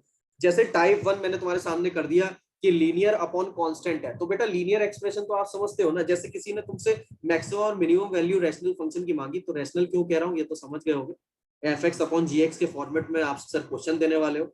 मैक्सिमम और मिनिमम वैल्यू का मतलब हो गया y का मैक्स और y का मिन, सर अभी तो समझ के आ रहे हैं रेंज, अभी तो समझ के आ रहे हैं रेंज, बिल्कुल वही बात करने वाले हैं। यहाँ पर मैक्सिमम वैल्यू क्या आएगी और मिनिमम वैल्यू क्या आएगी, ऐसे फंक्शन की रैशनल फंक्शन की, वही हम लोग यहाँ पर देखने वाले हैं। पहला तो बहुत ही टाइप 1 मैंने बहुत ही बेसिक सा पार्ट लिख दिया है, यहाँ पर समझना जरा और मुझे बताना भी। मान लो मैंने लिख दिया होता y equals to 2x plus 3 कुछ भी, और डिवाइड में कांस्टेंट कांस्टेंट में कर देता हूँ, सपोज मैंने कर दिया यहाँ पर 2, चलो 2 ऐसे कर दिया मैंने, ये एक्सप्रेशन ले लिया लीनियर अपॉन कांस्टेंट का। अच्छा तुम में से कितने लोगों को ये बात समझ आ रही है कि अगले स्टेप में सर आप इसको चाहो तो ऐसे भी लिख सकते हो x प्लस 3/2, मैंने कहा ठीक है ऐसे लिख दो। लीनियर एक्सप्रेशन को कांस्टेंट से डिवाइड करने के बाद भैया अभी भी वो लीनियर ही रहेगा, हाँ या ना, क्या ये वाली बात आप समझते हो, लीनियर एक्सप्रेशन को कांस्टेंट से डिवाइड करने के बाद वो अभी भी लीनियर ही है, उसमें कोई चेंजेस नहीं हुए, तो वो अभी भी आपका लीनियर है। अब अगर ये लीनियर है तो बेटा जरा ध्यान से फिर से ऑब्जर्व करो कि लीनियर जो आपके पास बनता है y बराबर ax प्लस बी, वो हमेशा क्या होती है, एक स्ट्रेट लाइन होती है। आपने पहले चैप्टर में भी सर से सुना होगा फंडामेंटल ऑफ मैथ में, लीनियर एक्सप्रेशन आपका हमेशा क्या होता है, एक स्ट्रेट लाइन होती है, और आप 10th में भी पढ़ के आ रहे हैं, सबको मालूम है, मुझे पता है। तो ये एक स्ट्रेट लाइन नहीं दिखाई दे रही, तो अगर मैं x की सारी वैल्यूज की बात कर लूं x बिलोंग्स टू r के लिए, तो क्या y की भी हमेशा रेंज -इंफिनिटी से +इंफिनिटी बोल दो उसको, या फिर r बोल दो, क्या बात समझ आती है। अरे भाई स्ट्रेट लाइन की जो रेंज है, अगर x की सारी पॉसिबल वैल्यूज ले रहे हो तो y की भी तो सारी पॉसिबल वैल्यूज आ जाएंगी। अगर आप x की वैल्यू को -इंफाइनाइट से +इंफाइनाइट तक रख रहे हो तो कंफर्म है ना भाई कि y की वैल्यू भी सारी आपकी -इंफाइनाइट से +इंफाइनाइट आएंगी, ये तो पक्की सी बात है। अर्चित बेटा अपनी तरफ से चेक करो, मेरी वॉइस एकदम क्लियरली जा रही है सभी बच्चों को, है ना। तो सबसे पहली चीज y की जो वैल्यू है वो भी आपकी क्या हो जाएगी, -इंफिनिटी से +इंफिनिटी। तो पहला केस तो मैंने बस लिख दिया, तुम ये बस सोचना ये टेस्ट में आएगा, ये तो तुम भी समझ रहे हो कि सर ये तो ही ना पूछेगा, ये तो सभी को पता है।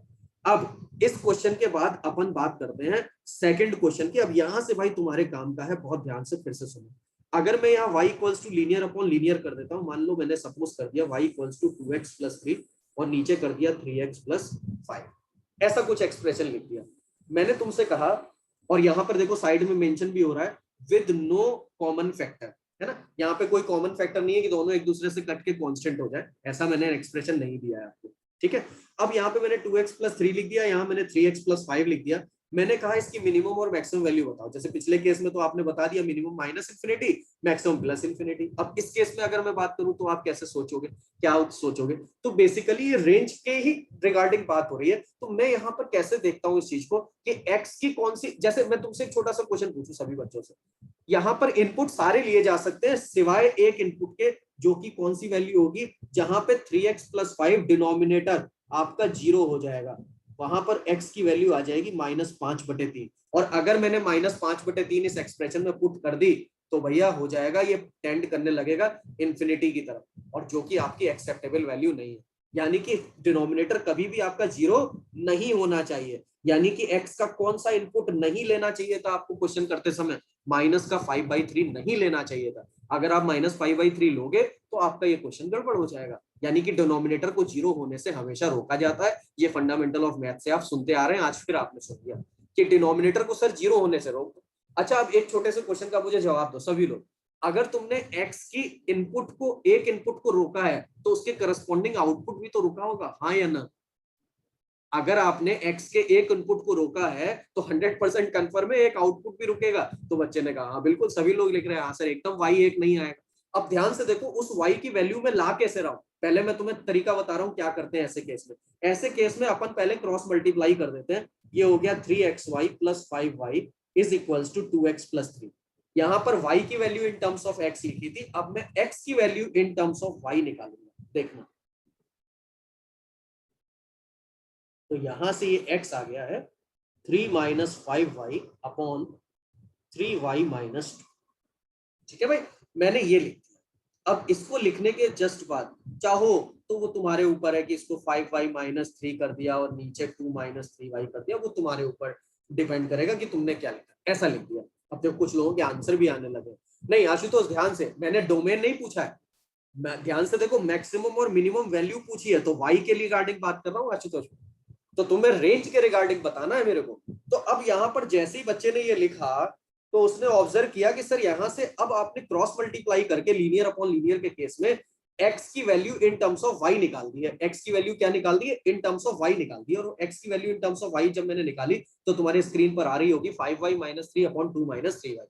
अब तुम ध्यान से देखो, तुम कहोगे सर आ गया क्वेश्चन समझ में, डिनोमिनेटर आज y के टर्म्स में है, आज y की कौन सी वैल्यू एक्सेप्टेड नहीं होगी? जल्दी से बताओ, आज y की कौन सी वैल्यू एक्सेप्टेड नहीं होगी?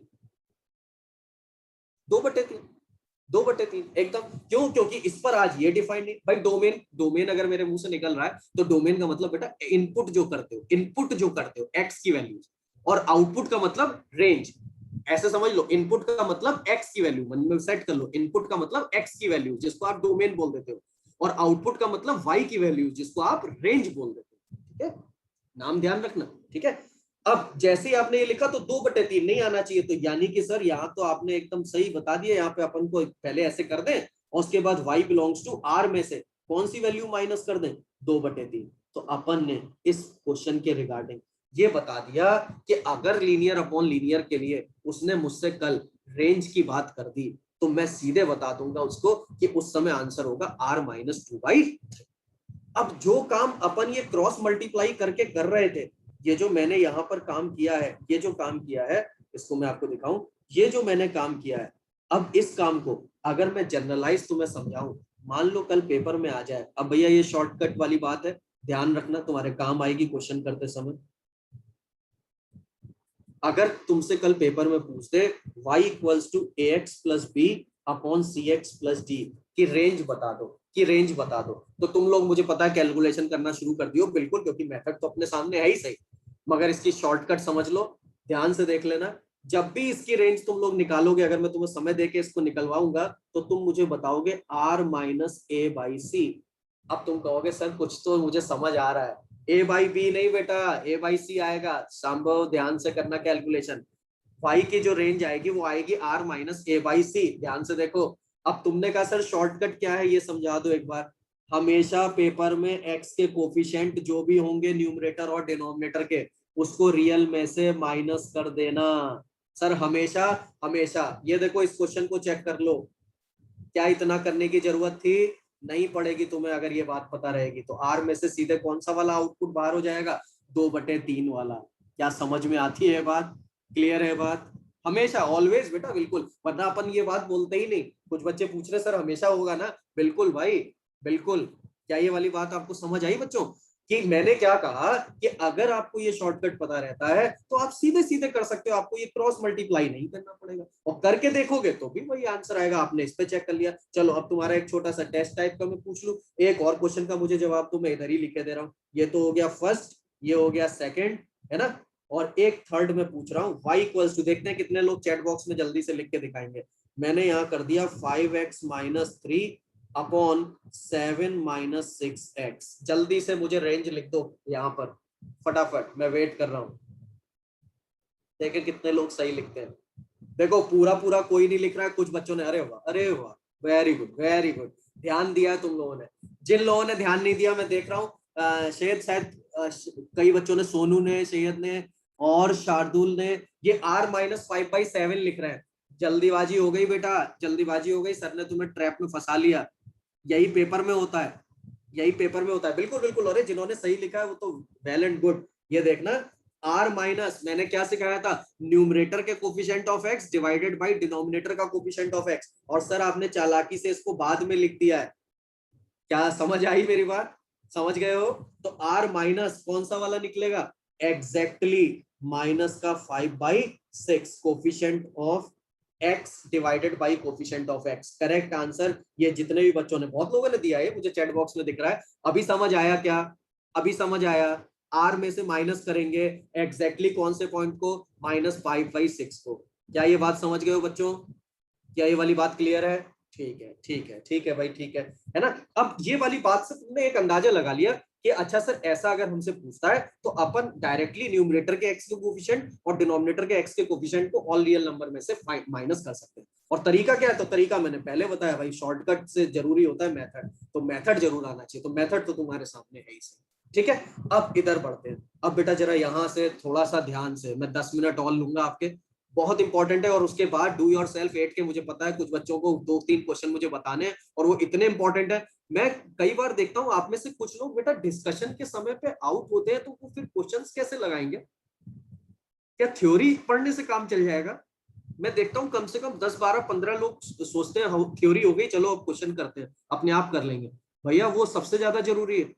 आज जो क्वेश्चन डिस्कशन में लेने वाला हूं वो इतने इंपॉर्टेंट है कि बिना आप उन्हें समझे फिर क्वेश्चंस को बैठे रहोगे लेके, और कॉन्सेप्ट वाइज भी गलती करोगे, इसलिए बहुत ध्यान से।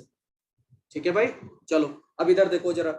सबसे पहली चीज, अब मैंने यहाँ पर एक टाइप 3 बना दिया है। तो टाइप 3 क्या है, linear by quadratic, quadratic by linear, quadratic by quadratic, मगर शर्त क्या है, विद कॉमन फैक्टर, है ना। बस 10 मिनट की ये बातें हैं, फिर आते हैं उसी क्वेश्चन पर डू योरसेल्फ के, जो मुझे डिस्कशन में लेने हैं। विद कॉमन फैक्टर की अपन बात कर रहे हैं। सर क्या करोगे इसमें, इसमें कॉमन फैक्टर आ रहा है भाई, अब लिखना छोड़ देना। अब ये चैट वैट नहीं, अब इधर देखो। अब मैं समझाने में स्क्रीन पर ध्यान दूंगा, तो तुम भी पूरा फोकस इधर ही करो, और साथ में नोट कर रहे हो तो उस पॉइंट को जरूर नोट कर लेना। वैसे तो मैं हैंड आउट भेज देता हूँ, आप फिर उसको देख सकते हो आराम से, मगर समझो पहले, बहुत ध्यान से समझो। चलो अब इस पर आते हैं। इसमें बहुत लोग गलती करते हैं, इसलिए ध्यान से।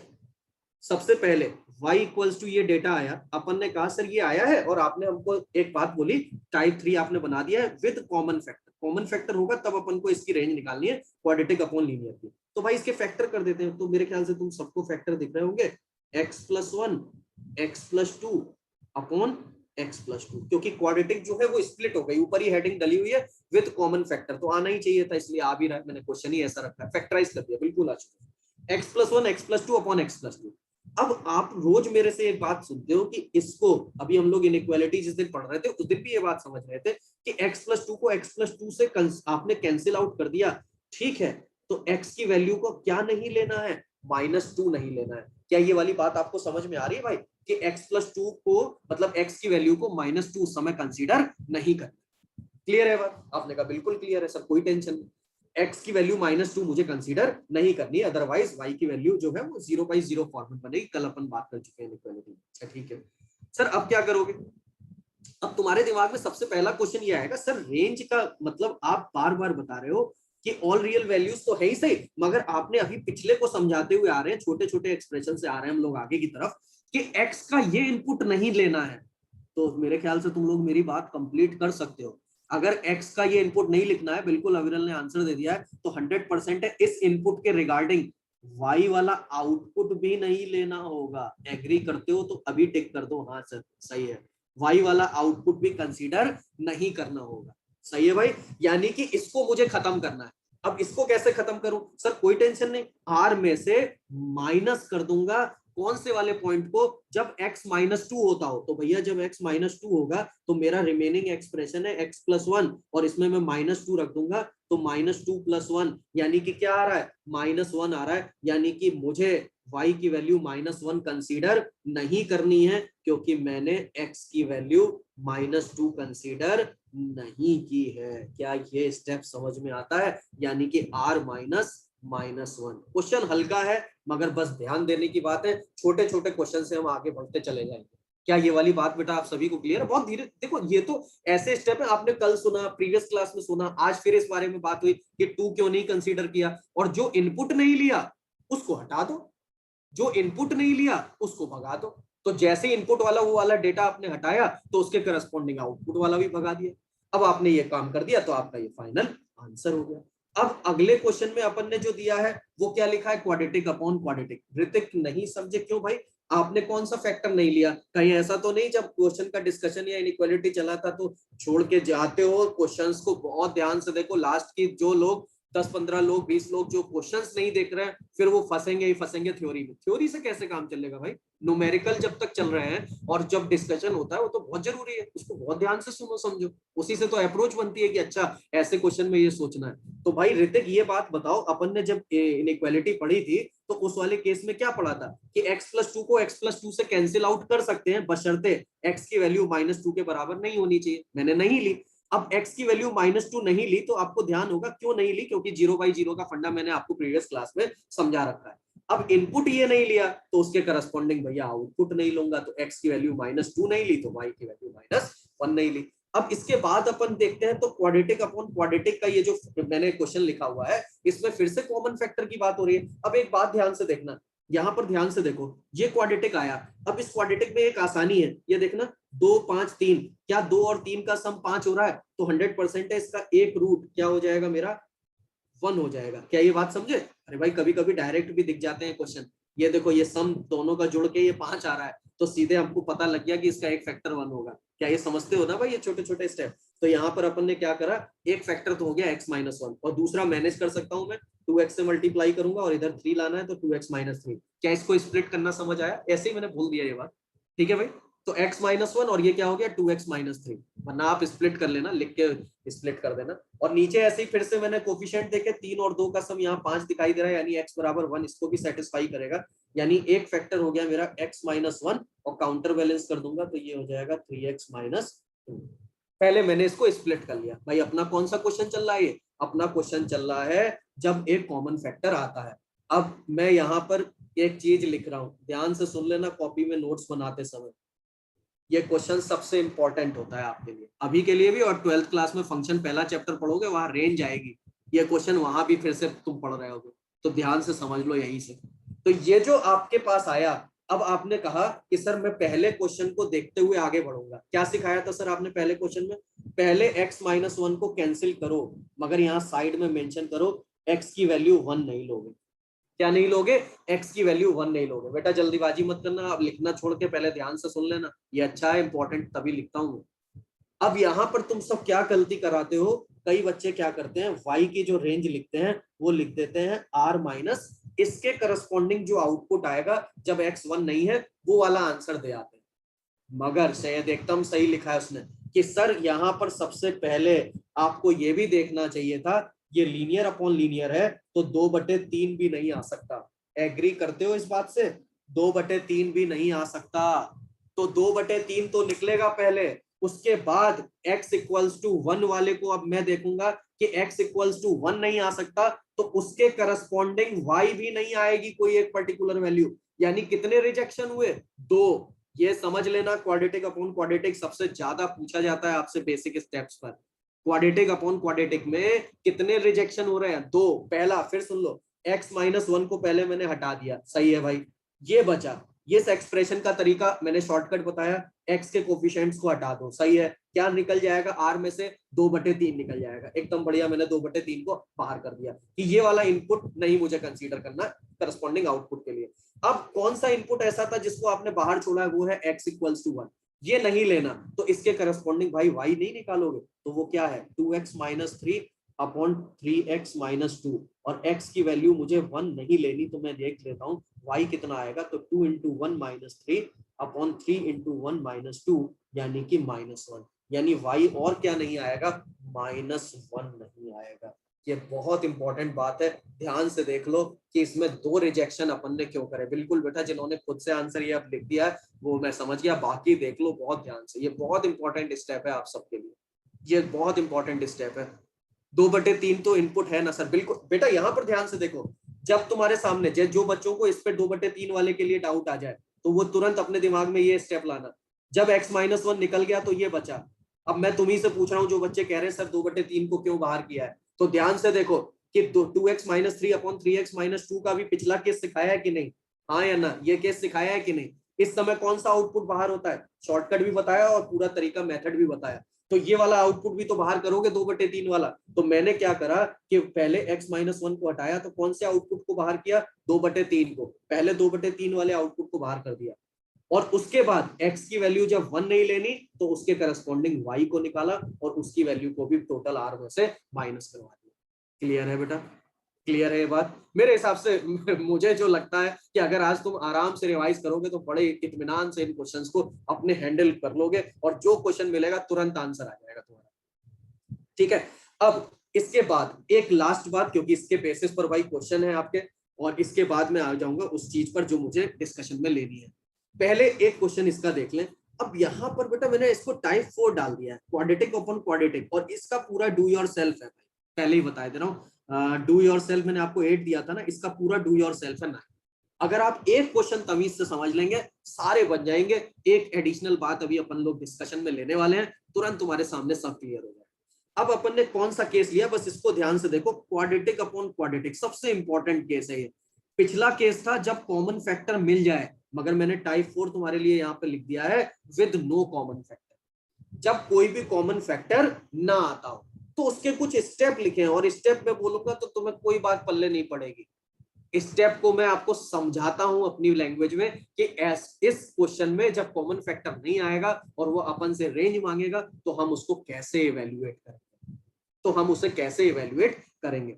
आदित्य कह रहा है सर 2/3 तो इनपुट है। अरे शेरों, कैसे समझते हो तुम लोग हैं? ये देखो तुम ऐसे बात लिख देते हो ना कि 2/3 तो सर इनपुट है। अरे महाराज, ये 2/3 इनपुट है। 2/3 का फंडा क्या सिखाया है मेथड के अकॉर्डिंग?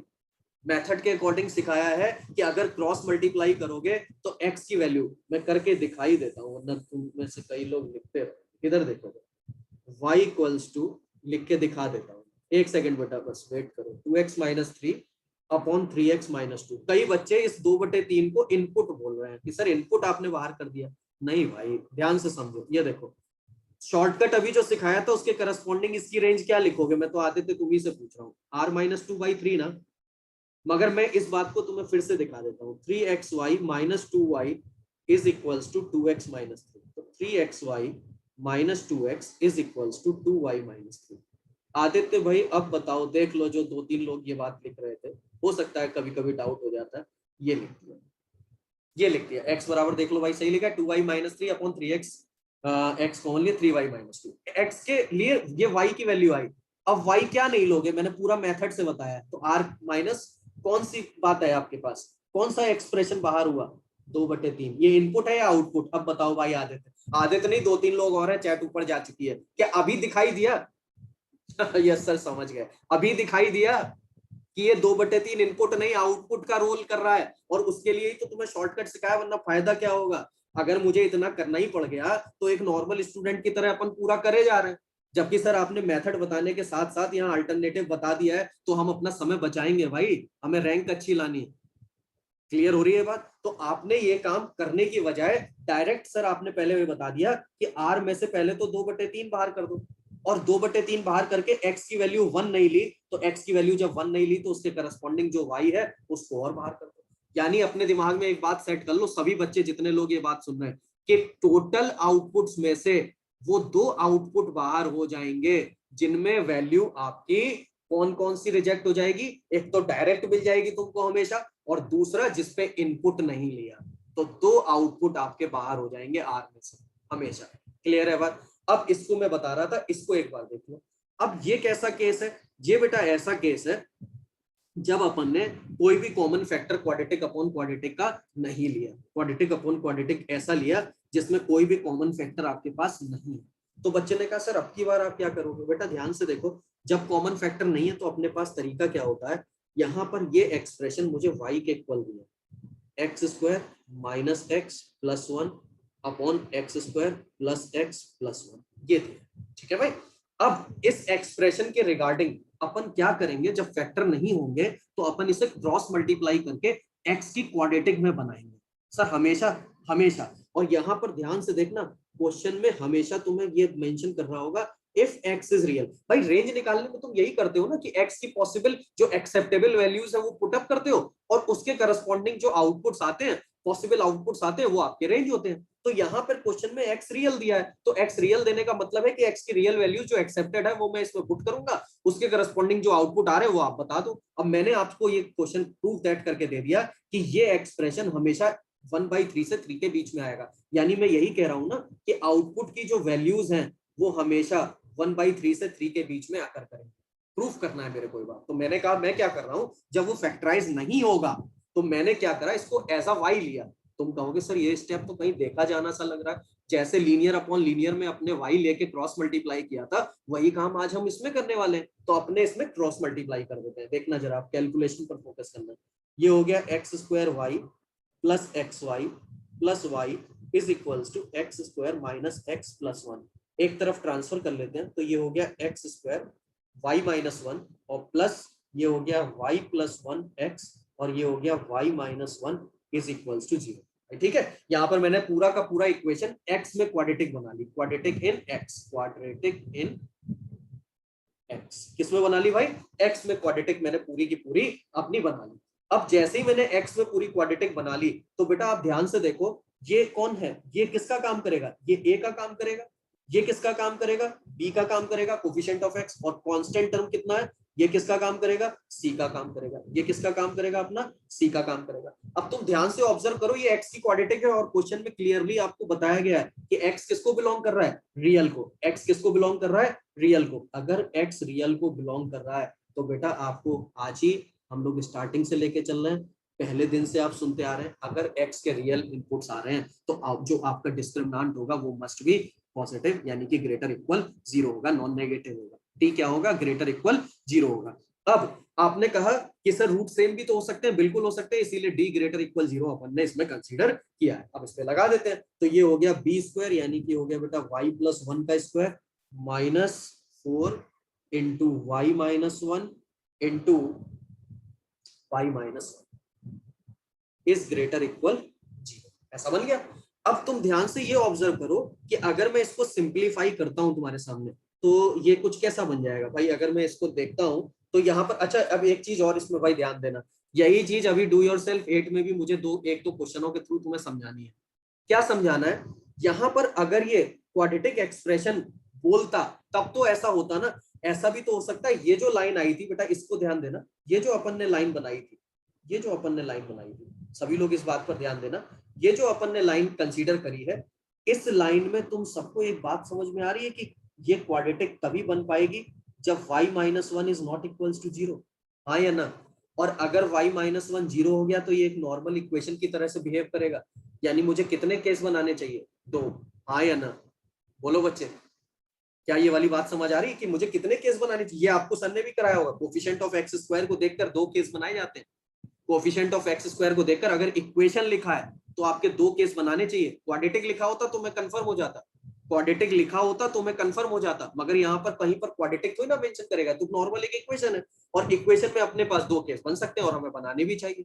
बिल्कुल बिल्कुल, सर ने आपको बताई होगी ये बात और आपको ध्यान भी रखनी है, तो मैं यहाँ पे लिख भी देता हूँ। मैं ये केस कंसीडर कर रहा हूँ, case first, when y minus one is not equals to zero. भाई तभी तो ये क्वाड्रेटिक है, और क्वाड्रेटिक है तो अपन ने इस पे क्या लगा दिया भाई, discriminant is greater equal zero लगा दिया। ठीक है, अब इसको सिंप्लीफाई कर देते हैं इसको। ये हो गया y square plus 2y plus one minus 4 y square, sorry y minus one का होल स्क्वायर है, y square plus one minus 2y greater equal zero. Open कर दो इसे, y square plus 2y minus one plus one minus 4y square minus 4 और plus 8y। तो ये मेरे हिसाब से आपके पास आ गया है minus 3y square plus 10y minus 3 is greater equal zero. और नेगेटिव से अगर मैं मल्टीप्लाई कर दूं तो ये हो गया कुछ ऐसा, लेसर इक्वल, इनइक्वालिटी चेंज कर दूं।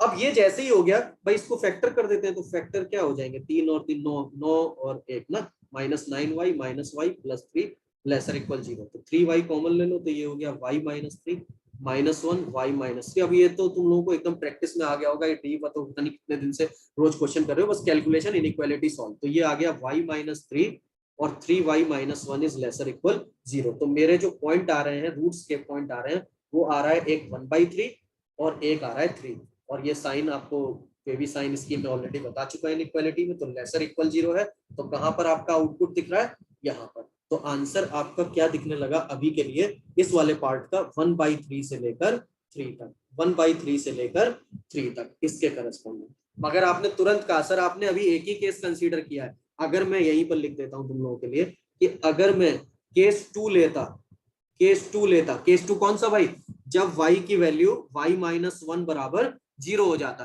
अच्छा तुम में से कितने लोग ये बात समझ रहे हैं कि y इक्वल्स y-1 की जगह अगर यहाँ पे y-5 लिखा होता तो मुझे केस 2 लेने की जरूरत ही नहीं पड़ती? कौन बताएगा क्यों? अगर y-5 इक्वल्स टू 0 लिखा होता तो मुझे केस 2 लेने की जरूरत ही नहीं पड़ती। क्यों? क्योंकि y इक्वल्स टू 5 पर चर्चा करने की जरूरत ही नहीं थी, क्योंकि ये तो 1/3 से 3 आंसर दे रहा है, हाँ या ना? तो 5 वाला तो अगर होता तो मुझे जरूरत ही नहीं थी, मगर 1 वाला इसके अंदर आ रहा है, इसलिए मुझे चेक करना पड़ेगा कि ये क्वाड्रेटिक है या हो सकता है इक्वेशन की तरह से ट्रीट हो जाए। तो अब मैंने जैसे ही y इक्वल्स y-1 बराबर 0 लिया तो बेटा y की वैल्यू मैंने क्या ले ली, 1 ले ली। अब 1 जैसे इसमें मैं पुट करूंगा, देखना जरा इस इक्वेशन में, तो ये हो गया आपका y-1, मैं यहाँ बता देता हूँ, इसमें मैंने पुट किया है तो यहाँ हो गया 0, यहाँ हो गया y को मैंने 1 डाला तो 2x, और ये हो गया 0। तो 2x बराबर 0, या पूरा ही लिख देता हूं मैं, चलो 0 प्लस 2x प्लस 0 बराबर 0। तो x की वैल्यू क्या आ गई, 0। तो भाई x की वैल्यू 0, तो यहाँ पर क्या x की वैल्यू रियल अपन को कंसीडर करनी थी, तो x की वैल्यू यहाँ तो रियल तो हो सकती है ना, हाँ या ना? बोलो भाई। तो x की वैल्यू 0 ये रियल है ना, तो रियल है तो ये तो एक्सेप्टेड वैल्यू है ना, क्योंकि क्वेश्चन में क्या दिया हुआ है, x belongs to r, x belongs to r है तो ये तो रियल वैल्यू है और एक्सेप्टेड वैल्यू है, इसलिए y की वैल्यू जो 1 है वो मुझे क्या करनी पड़ेगी, एक्सेप्ट। अगर ये एक्सेप्ट नहीं होती तो मुझे अपने इस फाइनल आंसर में से 1/3 से 3 के आंसर में से 1 को रिजेक्ट करना पड़ता। अब हुआ क्या, मैं एक बार उसको समराइज कर दूं, ध्यान से सुनो, कुछ बच्चे लिख रहे हैं d ग्रेटर इक्वल 0 क्यों लिया, सुन लो भाई, सुन लो ध्यान से, सुन लो, फिर से पूरा रिपीट कर रहा हूं। पहली चीज, अगर क्वाड्रेटिक अपॉन क्वाड्रेटिक का क्वेश्चन है, ध्यान से सुन लेना आप, क्वाड्रेटिक अपॉन, क्योंकि पूरी एक्सरसाइज में ये करना है आपको, डू योरसेल्फ 9 में, अगर क्वाड्रेटिक अपॉन क्वाड्रेटिक का कोई भी क्वेश्चन है, उसके फैक्टर हो गए तो टाइप 3, तुम्हें जो मैंने पूरा बता दिया एकदम अच्छे से। टाइप 4 का अगर क्वेश्चन है फैक्टराइज नहीं होना, तो उसको सबसे पहले y लेट करोगे, और y लेट करके आप उसको क्रॉस मल्टीप्लाई करोगे, क्रॉस मल्टीप्लाई करके x की क्वाड्रेटिक जनरेट करोगे, क्या करोगे, x की क्वाड्रेटिक।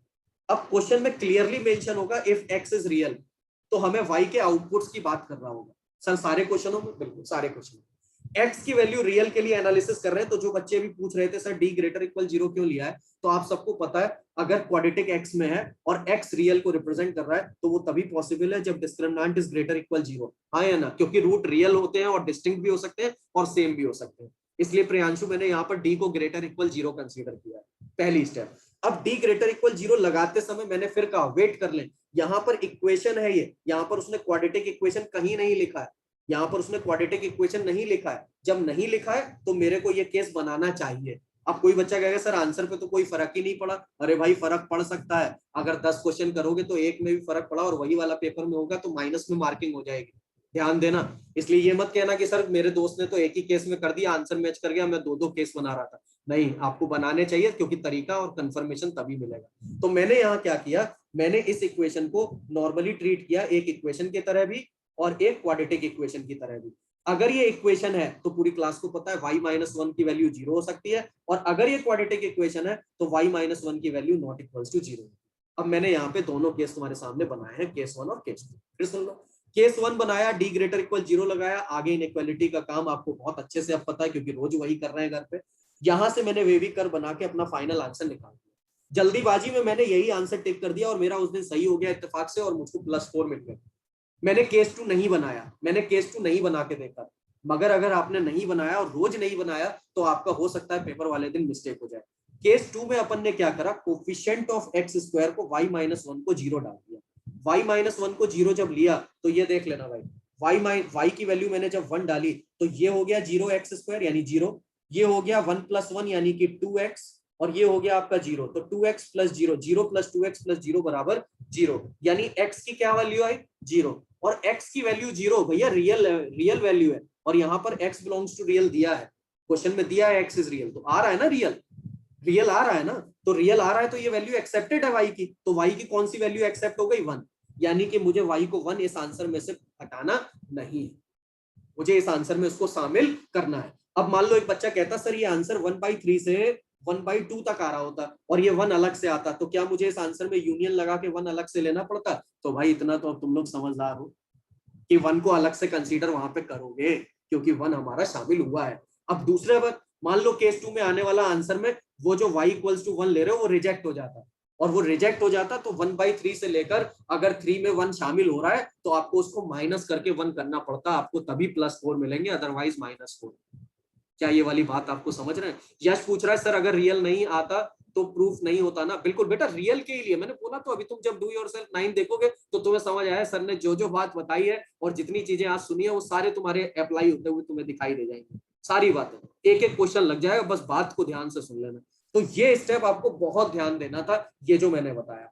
अब इसके बेसिस पर कल अपन लोग बात करेंगे, मगर ये डू योरसेल्फ 8 के मुझे मालूम है आप लोग कौन से क्वेश्चन मुझसे पूछना चाह रहे हो। एक ये 6 नंबर वो अधिकतर लोगों का अटका होगा मुझे मालूम है, और एक मैं 10 नंबर जरूर से आपके सामने डिस्कस करता हूं। बहुत ध्यान से सुनो और कैलकुलेशंस पर खासा फोकस करो, क्योंकि आप में से कई लोग कैलकुलेशन जहां आया मैथ में वहां पर बस रख दिया पेन, सर आप कर दो वो ज्यादा बढ़िया है ना। देखो डू योरसेल्फ 6 और नहीं बेटा 6 और 7 अभी नहीं दिया मैंने, आप अपने आप से नहीं करेंगे। 6 और 7 आप तब करेंगे जब मैं आपको इरेशनल इनइक्वालिटी और मॉडुलस इनइक्वालिटी पढ़ाऊंगा। अभी मैंने 8 दिया है, फिर 9, उसको हम लास्ट में पढ़ते हैं असल में, ठीक है। वो 6 और 7 आप लास्ट में करेंगे, ठीक है बच्चे। चलो अब इधर देखो, बिल्कुल 6 जो लोग कह रहे हैं कि हमने कर लिया है बहुत अच्छी बात है, मगर मुझे पता है कि उसमें तुमने हो सकता है कि क्या चीज मिस करी हो, ध्यान से सुनो।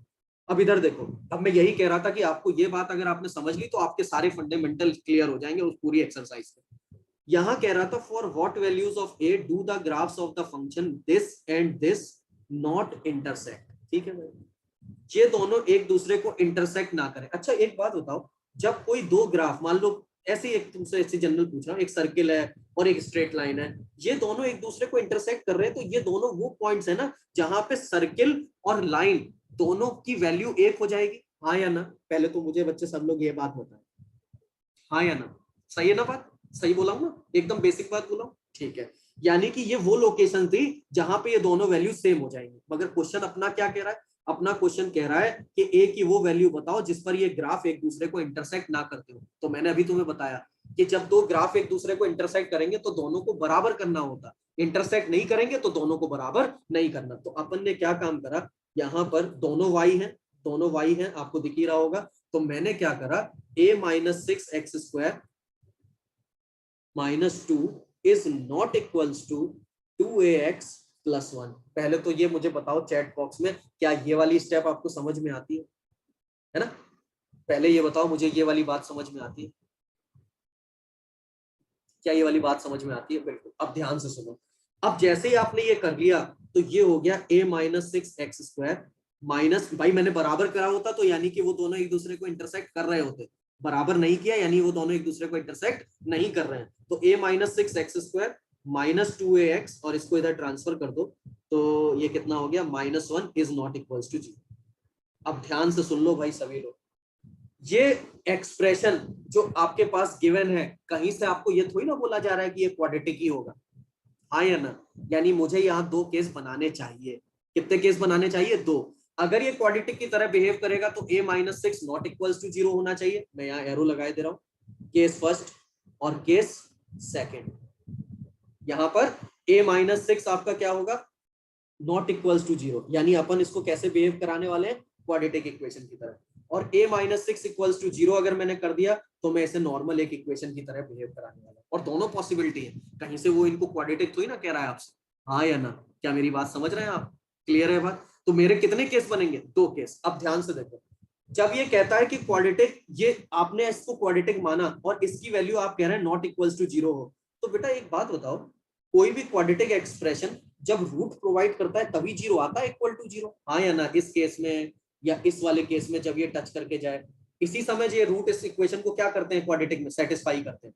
यहां पर सेटिस्फाई कर रहा है, यहां सेटिस्फाई कर रहा है, मगर इस केस में सेटिस्फाई नहीं कर रहा, इसलिए रूट नहीं आते। बिल्कुल ठीक है बेटा, तुम लोगों में से जितने लोगों ने लिख दिया कि डी लेस देन जीरो चलेगा, मैं समझ गया। मैं उन बच्चों को समझाना चाह रहा हूँ कि ये बात समझें। यहाँ नॉट इक्वल्स टू जीरो दिया है तो ये तभी पॉसिबल है, इस केस में पॉसिबल नहीं है। यहाँ तो इक्वल टू जीरो आता है, इस केस में पॉसिबल नहीं है, यहाँ भी इक्वल टू जीरो आता है। मगर इस केस में आपके पास क्या होगा कि कभी भी इक्वल टू जीरो आपका जनरेट नहीं होता। तो आपको यहां पर सबसे पहले आपको ऑब्जर्व करना चाहिए था कि इस केस में डी लेस देन जीरो क्यों लगाया। बस ये नहीं लगा दिया सर मेरा आंसर आ गया, मैंने पीछे टैली कर लिया, सब बढ़िया हो गया, एकदम सही है, बढ़िया बात है, मगर कॉन्सेप्ट नहीं पता होगा तो पेपर में गलती होगी। इसलिए यहां पर आपको समझ आ गया होगा कि अच्छा इसलिए इन्होंने डी लेस देन जीरो लेके, आगे आपको पूरा प्रोसेस पता है, इनइक्वालिटी बनेगी और उसको आराम से हम लोग सॉल्व कर देंगे।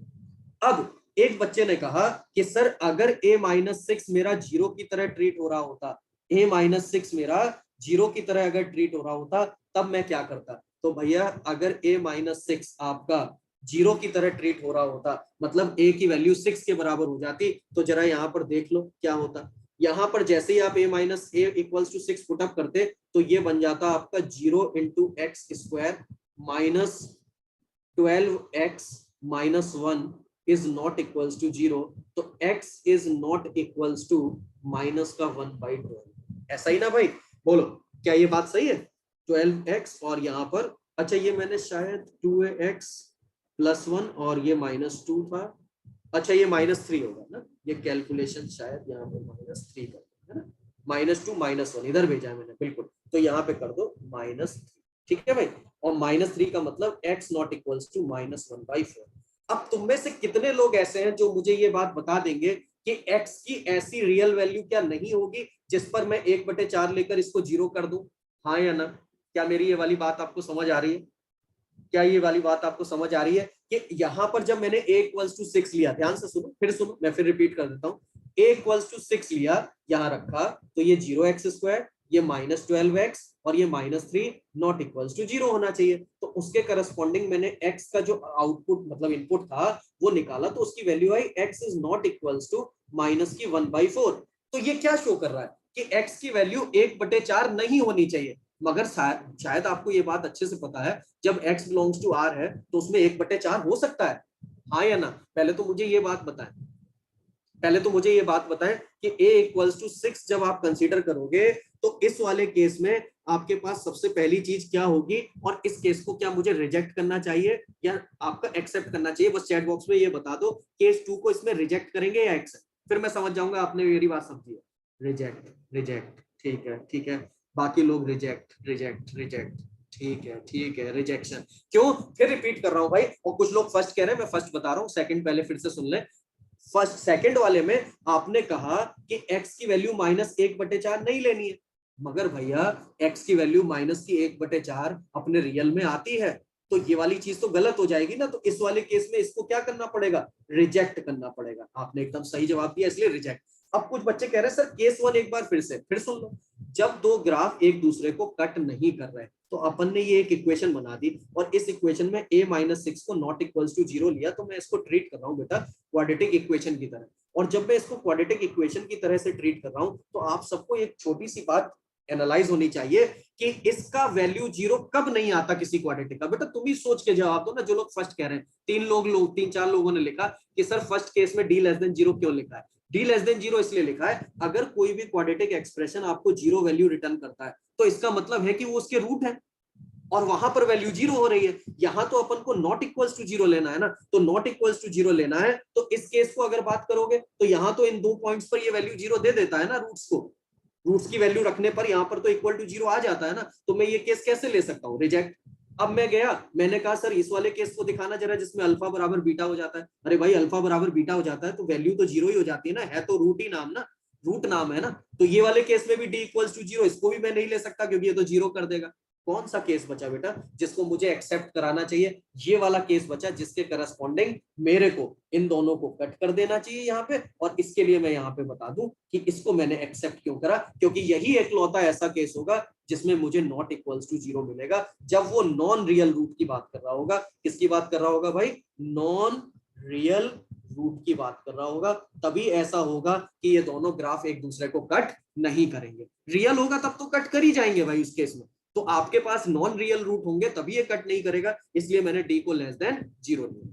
ठीक है, इसीलिए मैंने डी को लेस देन 0 लिया। और आज मैंने उसमें जो आपको सॉल्यूशन आज मैं पोस्ट करूंगा हैंडआउट के साथ में, उसमें मैंने एक एक लाइन को सेंटेंस वाइज भी मेंशन किया है, पढ़ना जरूर, ये नहीं बस सर ने बता दिया अपने क्वेश्चन कर लिए, उसमें मैंने लाइनें भी मेंशन कर दी है हर जगह कि क्यों रिजेक्ट किया, क्या किया, एक एक सेंटेंस मेंशन कर दिया। पढ़ना जरूर एक एक बात को, और तब अगर ना आए तो मेरे से जरूर पूछना, मगर मैंने जो बातें डिस्कस करी हैं वो सारी बातें आपके पास एकदम क्लियरली आपको दिखाई दे जाएंगी। अब एक क्वेश्चन इसी में और था, इसको देखो जरा तुम लोग, डू योरसेल्फ 8 का 10, क्या इसमें भी यहां पर इस एक्सप्रेशन को क्या क्वाड्रेटिक एक्सप्रेशन उसने बोला है? बस मुझे ये बता दो, नहीं बोला है तो आपको कितने केस लेने चाहिए भाई? 2, केस 1, केस 2। केस 1 क्या लोगे? जब k - 2 नॉट इक्वल टू 0 है, यानी किसकी तरह ट्रीट कराऊंगा मैं इसको? क्वाड्रेटिक इक्वेशन की तरह। और केस 2 में क्या लूंगा? k - 2 इज इक्वल टू 0, यानी कि यहां पर एक नॉर्मल इक्वेशन की तरह ट्रीट कराऊंगा। तो बेटा इन क्वेश्चनों को बहुत ध्यान से करना, कोई भी बच्चा केस मिस ना करे। यहाँ पर कितने केस बनेंगे? 2। वैसे मैंने आपके उसमें जो सॉल्यूशन आपको मैं प्रोवाइड करूंगा उसमें मैंने एक एक बात लिखी है, किसी ने अगर कोई केस मिस करके आंसर बाय डिफॉल्ट मैच कर गया है तो उसको तब भी सही करना कि सर ने केस 2 में क्या बात बताई और कैसे अपन को उसको ट्रीट करना है, बिहेव करना है उसका। तो इस क्वेश्चन में भी ये 2 केस बनेंगे, मैंने इसलिए आपको दिखाया। आज ट्राई जरूर करना फिर से, जिन्होंने डू योरसेल्फ 8 में एक ही केस बना के किया तो सॉल्यूशन तो देखोगे ही, मगर पहले आप खुद लगाना, जब ना बने तो जो मैं हैंडआउट के साथ भेजूंगा उसको तब देखना कि उसमें सर ने क्या चीज एक्सप्लेन करी। ठीक है, अब एक एक क्वेश्चन और, इसको और जरा ध्यान से देखो। कुछ बच्चों ने, ये बहुत बच्चों ने पूछा, ये वाला कितने लोग कर चुके हैं? ये ओवन का 20 नंबर है, होमवर्क में मैं ऑलरेडी दे चुका हूं। एक क्वाड्रेटिक एक्सप्रेशन है, क्वाड्रेटिक पॉलिनोमियल, जिसका ग्राफ सिमेट्रिक है, x इक्वल्स टू 2 लाइन के about, minimum value of fx is 6 है और 2a - b आपसे पूछा जा रहा है। ये भी बहुत लोगों ने पूछा, बिल्कुल अधिकतर लोग लिख रहे हैं, कर लिया है एकदम बढ़िया। बस मैं एक बात रिपीट कर दूं कि यहाँ पर आप ध्यान से देख लें। सबसे पहले तो ये क्वाड्रेटिक हमको जो गिवन है, आप में से सबको ये बात समझ आई कि नहीं मैं नहीं जानता, कि इसमें जो मिनिमम वैल्यू दी है वो 6 है। तो क्या आप सब ये समझ गए हैं कि ये अपवर्ड पैराबोला ही होगा? अगर डाउनवर्ड पैराबोला होता तो उसकी मिनिमम तो -∞ होती है, ये अपवर्ड पैराबोला होगा। और किस लाइन के अबाउट सिमेट्रिक है? ये है symmetric x equals to 2 line के अबाउट। तो मेरे ख्याल से एक छोटी सी इंफॉर्मेशन मैं बता दूं आपको, जो लोग नहीं जानते हैं, अगर आप x इक्वल्स टू 2 लाइन बनाते हैं तो शायद 9th 10th क्लास से ही ये बात समझ में आती है आपको कि x इक्वल्स टू 2 लाइन जो होती है वो y एक्सिस के पैरेलल होती है, पैरेलल टू y एक्सिस। और इसके अबाउट अपना ग्राफ जो है सिमेट्रिक है। तो मैं इस ग्राफ को अगर यहां बना दूं तुम सबके सामने, तो पहले तो भाई अपने दिमाग से ये बात निकाल देना कि डाउनवर्ड सर ने क्यों नहीं बनाया। शायद मैं बता चुका कि डाउनवर्ड इसलिए नहीं बनाया क्योंकि डाउनवर्ड का मिनिमा तो -∞ पर जाता है, तो ये तो अपवर्ड। और दूसरा, यहाँ पर x इक्वल्स टू 2 इस लाइन पर है, तो अपन को वर्टेक्स का कोऑर्डिनेट पता है -b/2a और -d/4a होता है। तो इस समय जो x कोऑर्डिनेट है वो तुम सबको ऑब्जर्व हो रहा होगा कि -b/2a जो है वो 2 के बराबर होगा। क्यों? क्योंकि इस पूरी लाइन पर भाई, ये मुझे जल्दी से बताओ, ये तो सभी समझते हो x बराबर 2 लाइन का मतलब इसके हर एक पॉइंट पर x कोऑर्डिनेट 2 है। इतना तो आपको 9th 10th की कोऑर्डिनेट में भी बता दिया जाता है। इसके ऊपर हर एक कोऑर्डिनेट क्या है? 2। तो अगर हर एक कोऑर्डिनेट 2 है तो x का कोऑर्डिनेट क्या है यहाँ पे? वर्टेक्स का -b/2a। तो -b/2a इक्वल्स टू मैं कितना लूंगा? 2 के इक्वल लूंगा। और बात आती है सर उसने मिनिमम वैल्यू बताई है fx की, तो मिनिमम कहां पर दिखाई दे रहा है? आज ही पढ़ा है भाई, कहां दिखाई दे रहा है? वर्टेक्स पर, वर्टेक्स पर। और वर्टेक्स पर ये क्या होता है? -d/4a के इक्वल होता है। और -d/4a क्वेश्चन में मैं कितना कर लूंगा? 6 के बराबर कर लूंगा। किसके बराबर कर लूंगा? -d/4a को 6 के बराबर कर लूंगा। Now solve both equation. आपको बहुत अच्छे से अब पता है कि इसमें d की जगह b² - 4ac डाल देंगे और मेरे पास c की वैल्यू क्वेश्चन में सीधे सीधे दिख रही है 8 के बराबर, और a और b में आपका ये पूरा क्वेश्चन सिंपलीफाई हो जाएगा। तो ये छोटे छोटे स्टेप्स जो लोग मिस कर रहे हैं कोई टेंशन नहीं, मगर अभी समझने के बाद अब पता लगा x इक्वल्स टू 2 अपन को नहीं पता, y इक्वल्स टू 3 सर नहीं ध्यान था, x एक्सिस के पैरेलल बनती है, x equals to 2 y axis के पैरेलल बनता है। तो ये छोटे छोटे स्टेप जरूर से रिवाइज कर लें। ठीक है, O2 का मैं आपको टाइम तो हो जाएगा, मगर फिर भी एक दो क्वेश्चन मैंने क्या आपको लास्ट क्लास में ही दिया है O2 का? बिल्कुल। O2 का 9th मुझे दिखाई दे रहा है, बिल्कुल। कई लोग मुझे पता है क्या किस बात से डर गए होंगे, शायद सोच रहे होंगे सर ये ट्रिग्नोमेट्री अभी अपन ने कहाँ पढ़ी है, फिर भी मगर देख लो अभी मैं तो पूछ रहा हूँ, तुमको लगा अरे सर कैलकुलेशन बस नाम का वो ट्रिग्नोमेट्री उसमें इंट्रोड्यूस है, मगर क्वेश्चन सिंपल है। क्या है ये, इधर देखो, यहाँ पर अपने पास एक क्वाड्रेटिक दी थी x square plus x sine theta minus 2 sine theta is equal to 0। Theta की रेंज आपको बता दी है कि भाई 0 से 90 के बीच में थीटा लाई कर रहा है। तो आपसे एक ऐसा एक्सप्रेशन दे दिया है अल्फा की पावर 12 प्लस बीटा की पावर 12 ऐसे करके दे दिया, और नीचे जो लिखा है वो अल्फा की पावर में -12, बीटा की पावर -12 और फिर अल्फा माइनस बीटा की पावर 24 ऐसे दे दिया। पहले तो भाई तुम ये बताओ, ये जो इक्वेशन लिखा है जिसने भी ये पूछा है, मेरे ख्याल से और भी लोग हो सकते हैं जिन्होंने ट्रिग्नोमेट्री की वजह से हो सकता है इस क्वेश्चन को ड्रॉप किया हो। तो सबसे पहले बताओ ये है तो एक्स की क्वाड्रेटिक ना, अगर ये x की क्वाड्रेटिक है तो अपन सम ऑफ रूट तो एज इट इज वैसे ही लिखेंगे यार जैसे लिखते आ रहे हैं, माइनस बी बाई ए, तो कितना हो जाएगा माइनस का साइन थीटा, बोलो भाई माइनस का बी बाई ए लगा दोगे तो कितना हो जाएगा माइनस साइन थीटा, और product of root C by A होता है तो -2 साइन थीटा बाई 1। तो आपने सबसे पहला काम मुझे पता है ये तो आराम से कर लिया होगा, sum of root product of root, बढ़िया है भाई एकदम लगा लिया। अब इस एक्सप्रेशन को देख के मत घबरा जाओ सर ये क्या पूछ डाला, अरे उसको सिंप्लीफाई किया करो, इसीलिए तो दिया है ताकि पेपर में ऐसा दिखाई दे तो हमारे हाथ पांव ना फूले, सीधे सीधे सिंप्लीफाई करो। ये अल्फा की पावर 12 बीटा की पावर 12, बढ़िया एकदम सही। अल्फा की पावर -12 सर मेरे को नहीं समझ आ रहा था, अरे 1 अपॉन अल्फा की पावर 12 और 1 अपॉन बीटा की पावर 12 लिख के अगर एलसीएम ले लेते हैं तो ये कैलकुलेशन में अल्फा की पावर 12 और बीटा की पावर 12 तो ऐसे ही तुम्हारा समझ में आ रहा होगा कि गायब एलिमिनेट होता चला जाएगा, हाँ या ना। मैंने इसको पलट दिया और पलटने के बाद एलसीएम ले लिया, तो एलसीएम लेकर मैं एक लाइन बढ़ा देता हूं, यहाँ एक लाइन नहीं लिखी है, अल्फा की पावर 12 बीटा की पावर 12 ये तो ऊपर था, नीचे जब एलसीएम लिया अभी मैंने तुम्हें दिखाया ये आएगा अल्फा की पावर 12 बीटा की पावर 12 अपॉन अल्फा 12 बीटा की पावर 12 और इधर अल्फा माइनस बीटा की पावर 24। तो ये देखो ये ऊपर गया तो अल्फा 12 है ना, बीटा की पावर 12 और नीचे ये वाला फैक्टर अपन का इससे कैंसिल आउट हो गया है और यहाँ बचा अल्फा माइनस बीटा की पावर 24, हाँ या ना। तो अब तुमने कहा सर अब मैं कहां से लाऊं, अरे भाई अब ये ट्रिग्नोमेट्री नहीं है, आपको बहुत अच्छे से पता है सम ऑफ रूट और प्रोडक्ट ऑफ रूट पता है, तो अल्फा माइनस बीटा की वैल्यू निकाली जा सकती है, किसके थ्रू निकाली जा सकती है, अल्फा प्लस बीटा का होल स्क्वायर -4 अल्फा बीटा का स्क्वायर रूट, मालूम है ना, ये तो पहली क्लास में ही आपने पढ़ लिया होगा और मैंने भी आपको बताया था फर्स्ट क्लास जितनी शुरुआत करी थी। तो ये छोटे छोटे स्टेप, ये नहीं ट्रिग्नोमेट्री देखा तो सोचा पता नहीं क्या दिया, नहीं मैंने इसीलिए दिया था, मुझे मालूम था कुछ बच्चे इस क्वेश्चन को जरूर पूछोगे, तो इतना आप लोग कोशिश करें, अब आज ध्यान रखना, फिर कल इसी के आगे भाई शुरू करते हैं, ठीक है। O2 का 10 और पूछ रहे हो, देख लो एक 10 नंबर और देख लो उसके बाद खत्म करते हैं, है ना। O2 का 10 और देख लो भाई, O2 का 10 नंबर में आपसे कह रहा था fx एक क्वाड्रेटिक एक्सप्रेशन है, बढ़िया बात है, f1 प्लस f2 बराबर 0 दिया है, ठीक है, और -1 इसका एक रूट है fx बराबर 0 का, ठीक है।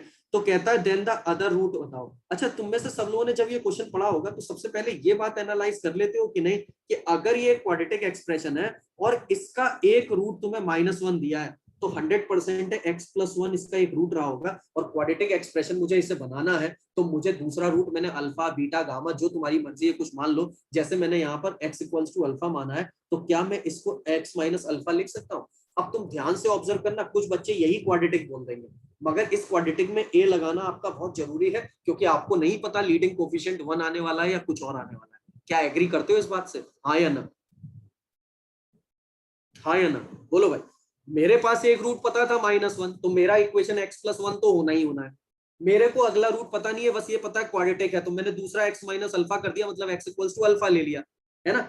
अब उसमें मैंने आगे a क्यों लगाया, क्योंकि लीडिंग कोफिशिएंट अपने को थोड़ी ना पता है कि मोनिक पॉलिनोमियल, और मैंने 1 लेके शुरुआत कर दी, अपने को a निकालना पड़ेगा, और a निकालने के लिए तुम सबको देखो क्वेश्चन में उसने दिया है भाई, कहां गया आपके पास कंडीशन, जैसे ये दी हुई है f1 plus f2 is equals to 0, तो f1 प्लस f2 जब लगाओगे इसमें तो तुमने शायद करा होगा तो a इंटू ये हो जाएगा 2, ये हो जाएगा 1 माइनस अल्फा, और जब f2 इसमें लगाओगे तो ये हो जाएगा 2 प्लस 1 3 यानी कि 3 इंटू a और इंटू 2 माइनस अल्फा। अब तुम्हारे दिमाग में यही आ रहा होगा सर अल्फा तो अपन को पता ही नहीं लगा, मगर ध्यान से देखो f1 प्लस f2 की वैल्यू 0 उसने इसीलिए दी है कि इस कंडीशन को जैसे ही तुमने अप्लाई किया होगा तो यहां से a वाला जो टर्म है वो अपने आप से आपके पास क्या होगा, ये 0 है ना, तो राइट साइड में a तो कांस्टेंट है ना, तो अगर a कांस्टेंट है तो वो तो 0 की तरफ जा सकता है ना, तो 0 की तरफ भेज दोगे तो सीधे अल्फा की वैल्यू मुझे मिल जाएगी। क्या ये बात भाई क्लियर है, आपको समझ आती है बात मैंने क्या किया?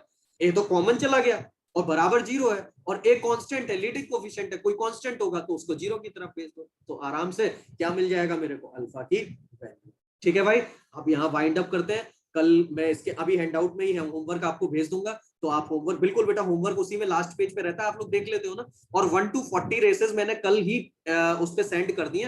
कल के हैंडआउट जब भेजा था उसके बाद 1 to 40 रेसेस उस पे हैं, जिसको ना मिली हो वो कल वाले उससे डाउनलोड कर लेगा, LN+ पर, है ना? ठीक है भाई, अब इसको मैं बाइंड अप कर रहा हूँ, फिर कल बात करते हैं भाई, है ना? ठीक है, हाँ बेटा, अभी तो बिल्कुल एकदम अभी शीट ही करो भाई, अभी मैं बिल्कुल सजेस्ट नहीं करूंगा किसी और चीज के लिए, एकदम शीट करो, और आज जितना पढ़ाया उसको थ्योरी व्योरी अच्छे से रिवाइज कर लेना। ठीक है बच्चा, चलो ओके बेटा।